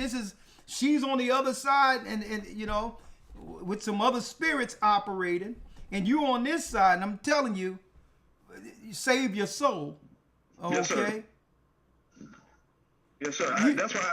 That's why, sir. I need some work, sir. I need work. Hey, brother. I need it bad, sir. I'm gonna tell you. I'm gonna pray with you, brother. But brother, right now, you are the main focus. You are the main focus of her whole existence right now, because this is the one that had to be on the hook. There's not too many men is gonna still be in this conversation, and you're still there. Yes, sir. Yes, sir. Hey, brother, she gonna get you down there, ain't she? Tell the truth. Tell the truth. Elder, yes, sir. Yes, sir. I can't lie, sir. Yes, sir. That's why I need this intervention right now, sir. I need this intervention right now, sir. My dad told me, he said, when you get off the phone with me, he said, when I say you sound just like my pop, he said, everything I just said to you, when I get off the phone with you, you gonna do what you want to do. You still gonna go to that hospital. You gonna go there, ain't you? I did, sir. And brother, I'm gonna tell you. This is gonna be a teaching moment, brother. Yes, sir. You're the reason, and how, because you mean well. Yes, sir. But you are showing the perfect example of why people point to why our community cannot advance. Yes, sir. And I'm going to tell you why. Because there's no consequences for these types of scenarios when it happens. Men buckle and not stand as leaders and stand on morals. It's like this, brother. If you do this, she ain't going to never respect you. Yes, sir. I'm going to tell you. Listen. Brother, and I'm going to tell you why. If this was different because I've seen it coming up where women were pregnant and got with the guy who always wanted to get with them. And she told him outright, you know I'm carrying someone else's baby, but he ain't in my life. But if you're willing to step in and be a father for this child, we're in it together. I've seen that happen. And you know what? I can respect a woman like that because at least she told the truth from the beginning. Me too, sir. Me too. I can respect a woman like that too as well. Yes, sir. Yeah. So if she would have came like that, it seems like you would have been there for her anyway and say, well, don't worry about it. I'm going to take care of this baby, but here are the rules that comes with all of this, right? You would have been able to set the tone as a leader, accepting something that's having grace on her. So when now she's indebted as a helpmeet to understand that not many men would do what you're doing. But she came with deceit. She didn't come honest to you. And if she can't come honest about this, what makes it where she need to be honest about anything else, brother? You're about to be dealing with a situation where she's dabbling on both ends with you and another man she's threatening without you knowing to get money from. And then ever so often, don't forget, if that man gave her a child, if that man get next to that woman in your absence, guess what? That's his woman. Yes, sir. Understood. Yes, sir. So brother, what you'll accept right now, don't try to come back later and claim that something is wrong with this woman. She treated me wrong. She slighted me. Anything you get from this, if you go back, is what you deserve. It's what you took on. Yes, sir. All right. So if you're gonna go there, and guess what? And this is why a lot of women don't have to change, because they can do certain things out there, and there's always somebody like you willing to pick up the pieces and get disrespected for it. Yes, sir. I understand what you're saying, Elder. So, hey, you can go there if you want, but understand long term, she's just having somebody that can take care of that baby until she's on her feet and healthy enough to get with a person that she actually respects.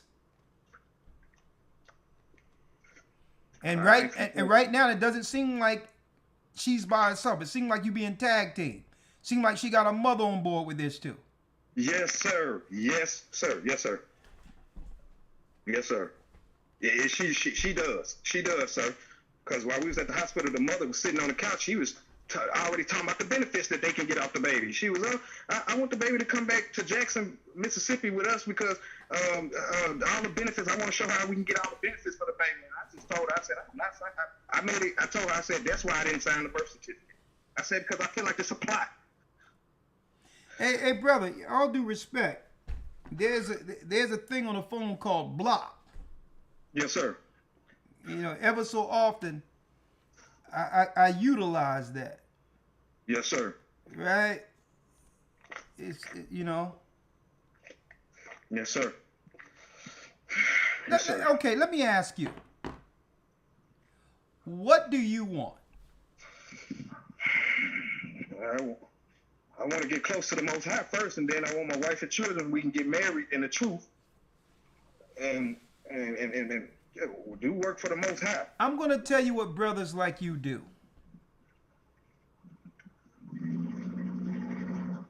Yes, sir. You get with a woman that you think bringing in the truth will help solidify a relationship to get with a woman that you probably wouldn't have been able to get with otherwise. Right? And you will get her in the truth. Yeah, listen, here's an opportunity to get a woman that I probably wouldn't have been able to get otherwise. And I can lock her into believing what I believe. Right? Yes, sir. And by doing so, she'll be down with me and I won. Even though I'm taking on this baby, I got a woman I probably wouldn't have had otherwise, right? Yes, sir. Brother, there's no truth that's going to hold a woman like this. Okay? Once she gets you locked in, and convince you to do whatever you want to do, and that's including if you're going to be in her life and she's going to share the bed with you, you're going to have to commit to being a father to this child, right? Regardless of what you're telling me. And then when she get all locked in and all that, because she really wanted a financial security that comes with a man who actually cares. That's what she wants. So then what happens? Well, next what happens is, once she got you locked in financially already, and she got the courts involved because you're on the paperwork, and you will be on the paperwork. What comes next is, I don't care what you saying with this Bible stuff right now. Yes, you know what I mean? I celebrate Christmas, all right? So you was talking all this stuff, right? Yes, sir. I was trying to get a dad for my child here. So here it is. You locked in now, and I don't care about this Bible stuff you're talking about. I'll pray with you, but you're going to give me Valentine's. You're going to give me Christmas, because she dictates the whole relationship based on how the relationship starts. Spot on, sir. You're spot on, sir. Yes, sir. Yes, sir. So you can't. So what you're going to do is get with this woman, and this is why Elder Lawyer asked the question he asked. Now you are taking up time with the elders concerning a relationship that you shouldn't have been in the first place, because now you need us to help you get your woman in order. Now you bringing her into councils with us, saying she won't listen to me. What's going on? The Bible says this, that, and the other. Man, she's the woman you met who didn't tell you that she was pregnant with another man's child. Yes, sir. And now you're getting us mixed up in this mess. Yes, sir. You really care about this woman. You really care about this child. You will convince her to get with the father of that child. Yes, sir. Yes, sir. Because the child may grow up, and I've seen this over and over again, when it gets to a certain time where there's discipline, the mother's going to kick in and say, well, you can't be disciplining this child. And then the child will grow up and say, you can't tell me what to do. You're not my dad. Yes, sir. It can only get worse from here, however. Brother, tell her to find the dad, and y'all can, and you will talk it out with him on the phone with her. And see how that goes. Yes, sir.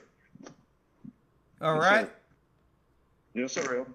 All right, my brother. Yes, sir. Thank you, Elder. Sir, just when if you an elder lawyer have time, I need to speak with y'all about a situation in regards to my two baby girls. Like I said, I'm a single father, but right now I'm going through something with family courts. So you are okay. Now the plot thickens even more. Yes, sir. You're already dealing with in a family court situation with a prior relationship. Yes, sir. And you're about a couple of minutes from going into the hospital, putting your name on a baby that's not yours with a woman who lied to you, so that you can be, what, taken to court through her too? Yes, sir. No, sir. Now, the situation with my two baby girls, it doesn't have nothing to do with their mother. It's a CPS situation. But I can elaborate on it, sir. I don't want to waste any more of your time, because you're doing something way more important than what I got going on. So, sir, just when y'all have to, I would love to explain that situation to you about what's going on with me and my baby girls in family court. Okay, so let me make this clear, because I'm starting to understand that it's not these other people. Yes, sir. There's a CPS situation that's on your head right now, where CPS is looking into your children. They removed my children from me April 1st, sir. They already have taken your children April the 1st, and you got a woman waiting in the hospital telling you to put your name on another baby that's not yours. Yeah, it's me, El. It's me. Sir. Yeah, but... Hey, brother, what you need to do right now, brother, is just stop. Stop for a moment, pray, and connect with the Most High. Just stop. Yes, sir. Just stop.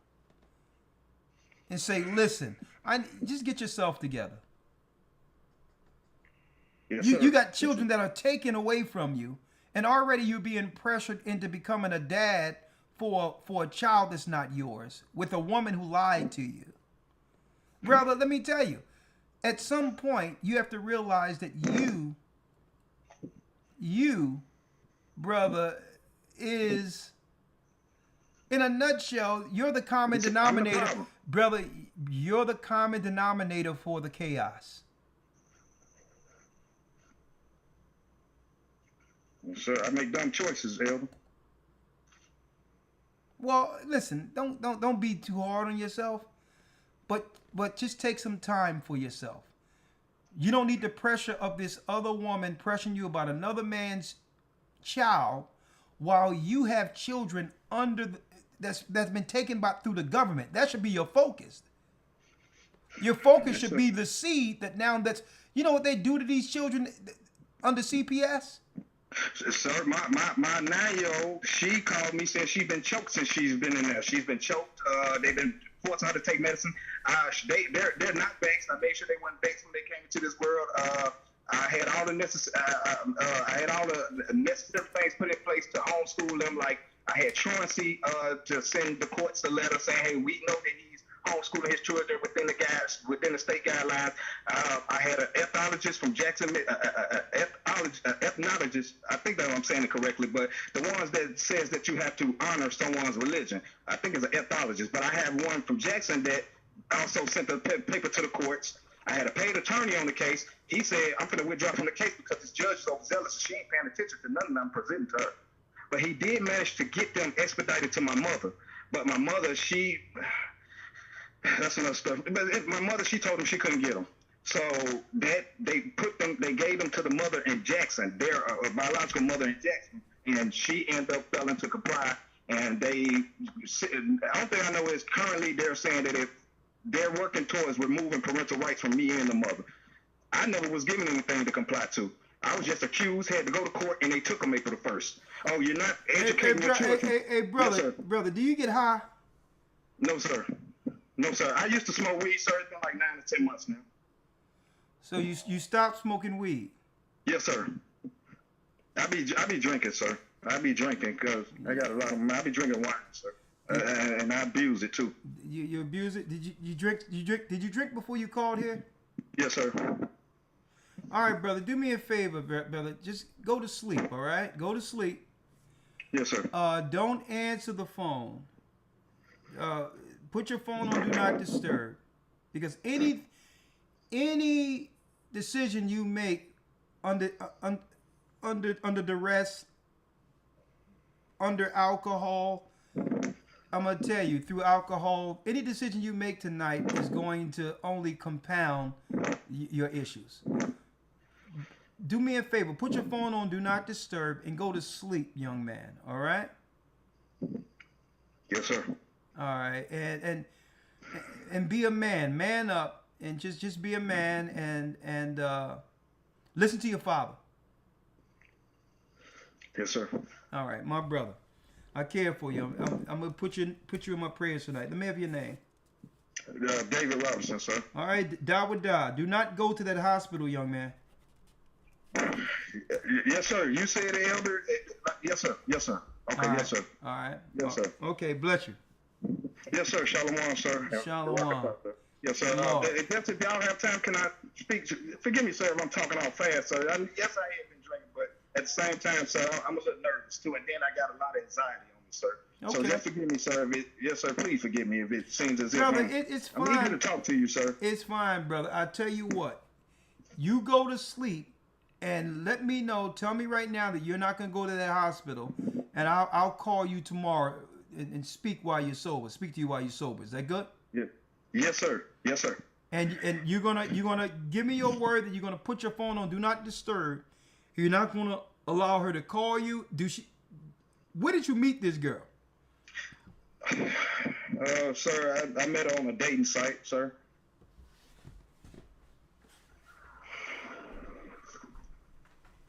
What dating site? It's a dating site called Tag, sir. You met her on Tag? Yes, sir.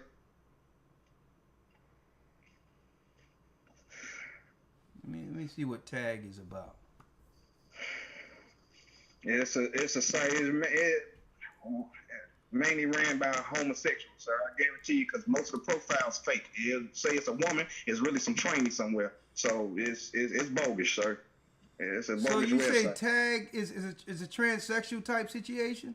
I say that you wouldn't know until you interact with it. At first you'll be thinking these women, real women, but then as you come to find out, these are really the TS as they call them, their sales on that platform. And I was like, oh no. Oh, brother, listen. Yes, my head is hurting right now. I apologize. Hey, I'm gonna call you tomorrow. It's getting. Bless you. Get some sleep. Yes, sir. Elder, thank you. Shalom, sir. I'll be looking forward to your call tomorrow, sir. Do you have a time? Should I be expecting it? Brother, go to sleep. I'll call you when I get up. Yes, sir. I mean, am I being trolled? Lawyer, am I being trolled?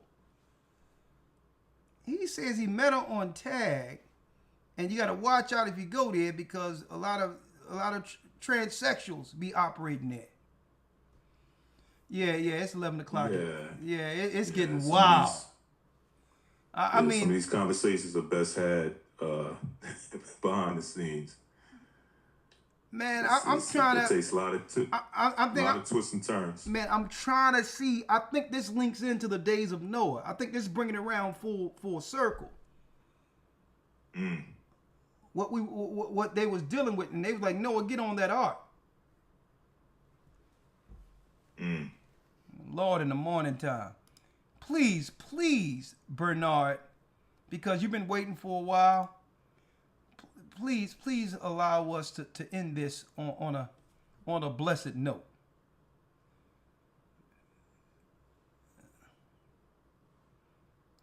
Lord, this is deep. Man, our people, Lord. Bernard, how you doing, brother? Unmute.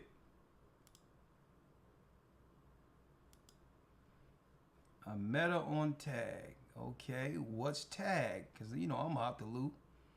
You got to watch out for tag because sometimes men be on the women tip. I'm like, man, this is the Bible broadcast. Bernard, how you doing? Shalom, brother. Shalom, elder. How you doing, my brother? I'm doing great, brother. Name and location. Brother Bernard, I don't have a Hebrew name at the moment. Bishop Ahmad said he's gonna bless me with one, so I'm waiting on that. So I gotta definitely get in contact with that brother. But talk to me. I was one of the souls that was blessed. Yeah, I was one of the souls that was blessed to go into the waters to get baptized down at South Carolina. Welcome to the body. Yes, sir. My brother, it was everything I envisioned and more. Just the experience, just the people. The Most High certainly has His hands on this ministry. And my brother, I've come on the broadcast numerous times before, and I've spoke, but I've always wanted to meet you. But brother, meeting you in person, man, it just, my girl, my fiance, I took a picture and sent it to her because I was so elated about being there. And she surprised when I got home. She surprised me with a big picture of that I took with me and you at the ceremony, on the that we did on the Sabbath. All praises to the Almighty. Yes, my brother, man, it was great, man. I met so many wonderful brothers, so many wonderful souls, just from all across the earth. And it was a humbling experience as well. And man, it did something to my soul, brother. And I really appreciate your words. And I didn't get a chance to meet with Elder Lawyer. Every time I looked around, that brother was something everywhere. I was like, man, that man stay going somewhere. But man, it was everything I envisioned and more, my brother. And I just wanted to just come on to the broadcast and just and just speak on just the positivity it has impacted my life, just going through the waters as well, and I appreciate that, brother. And one more thing, I don't want to be long-winded, but this broadcast, your teachings is shine light on Lamentations 5:1 down to I think 22, but 5:1 down to 6. I read, but down to 5:22. If I will humbly request, if my brother Elder Lawyer, could you read that for? Because my internet connection is kind of poor because of the location I'm in. I'm in Texas at the moment, but I'm out of Atlanta. I'm out of Georgia. I'm in Atlanta body. My brother Bishop Baruch, man, I appreciate you, my brother. Man, I love that guy. That guy got a spirit on him, man. That brother. Oh yeah. Oh yeah. So. Okay, so you want us to read Lamentations 5:1 down to what? 5:1. If you can down to 5:6 is fine, but if you can give us the whole thing from 5. Well, we can't 5:1 down to 22. Well, we can go to 1 through 6, and we just suggest that everyone else read it down to 22 once the broadcast is done. You're the last for the night. Yes, definitely. Elder Lawyer, if you will. Okay. Lamentations 5:1. All right, Lamentations 5:1. Remember, O Lord, what has come upon us. Consider and behold our reproach. Our inheritance is turned to strangers, our houses to aliens. We are orphans and fatherless. Our mothers are as widows. We have drunken our water for money. Our wood is sold unto us. Keep on going. Our necks are under persecution. We labor and have no rest. We have given the hand to the Egyptians and to the Assyrians to be satisfied with bread. Read on. Our fathers have sinned and are not, and we have borne their iniquities. Servants have ruled over us. There is none that doth deliver us out of their hand. We gather our bread with the peril of our lives, because of the sword of the wilderness. Our skin was black like an oven, because of the terrible famine. They ravished the women in Zion, and the maids in the cities of Judah. Princes are hanged up by their hand. The faces of elders were not honored.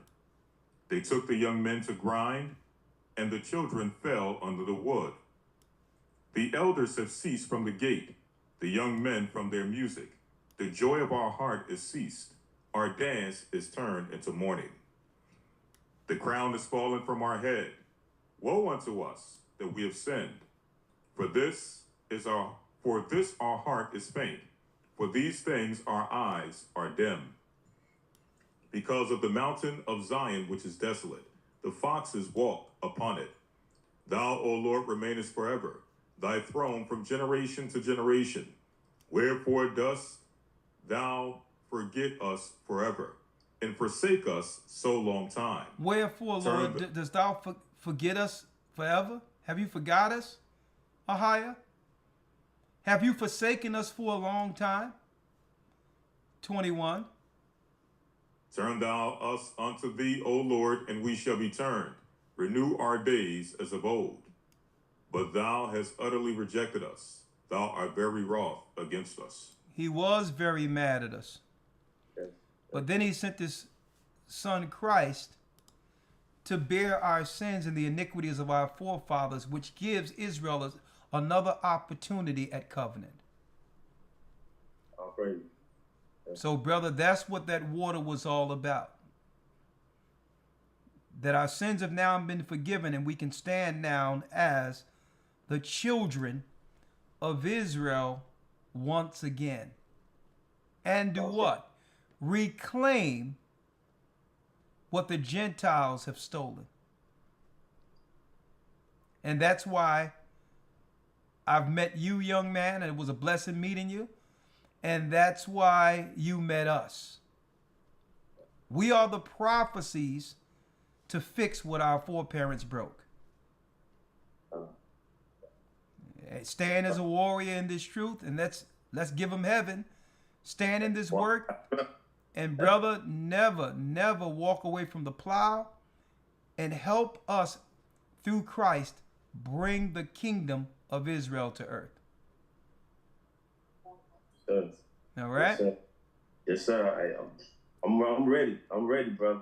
I'm ready. I've always been adamant about, ever since I saw you from like 10 years ago. I mean, that touched my heart. That gave me a different perspective on life, and just going into the scriptures. So I do a lot of work for my prospective city that I'm in, working with the youth. I work with, children, speak to them, mentor, feed the homeless, work with kids. But I think my thing about it, Elder, when working with the homeless and feeding them, and I can understand a lot of the choices are it's like drug induced. Like a lot of the drugs have them out there like that. And, I say prayer for them, but I know sometimes it's a choice for them to be out there. I'm like, man, I don't know. Well, brother, just don't give up on them. The whole thing is, they try to ridicule Christ for being amongst publicans and sinners, but don't give up on them. Okay, then. Don't give up on them. You stay praying for them. You stay extending yourself for them, regardless of what they're dealing with. And one day, the Spirit will break through, and they'll ask you, "How can I overcome whatever spirits that have overtaken me?" And you'll be there for it. Yeah, that's true. Brother, you're doing what's right, brother. And don't let no one take that spirit from you. All right? You stand in it, brother. And I know your parents are proud of you, and I know the Most High is looking down on you, and I'm curious to see where He take you in this work. All right? Yes, sir. My brother. My brother. Bless you. Kwam Kwam Yasha'Allah, a saint of the Almighty. Yes, sir. Thank you. All right, Elder Lawyer, that concludes our broadcast for this evening. Blessing, brothers and sisters, stay in for this particular. There's no time to look back. We're this close. Let me tell you, we're this close to the kingdom. Stay connected with the Almighty. Stay with the church. Pray for us. We'll pray for you. And keep in mind, we are the children of Israel, and we are back. And that concludes our broadcast for Wednesday night, Decoding the Times. Shalom. And please enroll go to historytimes.org to enroll in the next Hebrew and Bible Academy. Week 1 begins July 12th. Blessings and have a great evening. Shalom.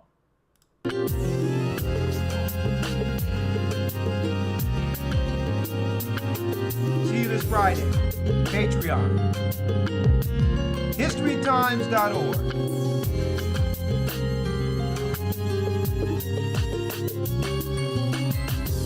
Asha in Colombia, Ruben from Australia, Issachar, the Mexicans. That's who we be. We be Judah, the Negroes, Benjamin, the West Indians, Levi, the Haitians, Manasseh, the Cubans, Ephraim from Puerto Rico, Naphtali from the Isles of Hawaii. The Lord is calling back Israel. Zebulon from Panama, Gad, the North American Indians, Simeon, the Dominicans. Our highest gathering is Israel.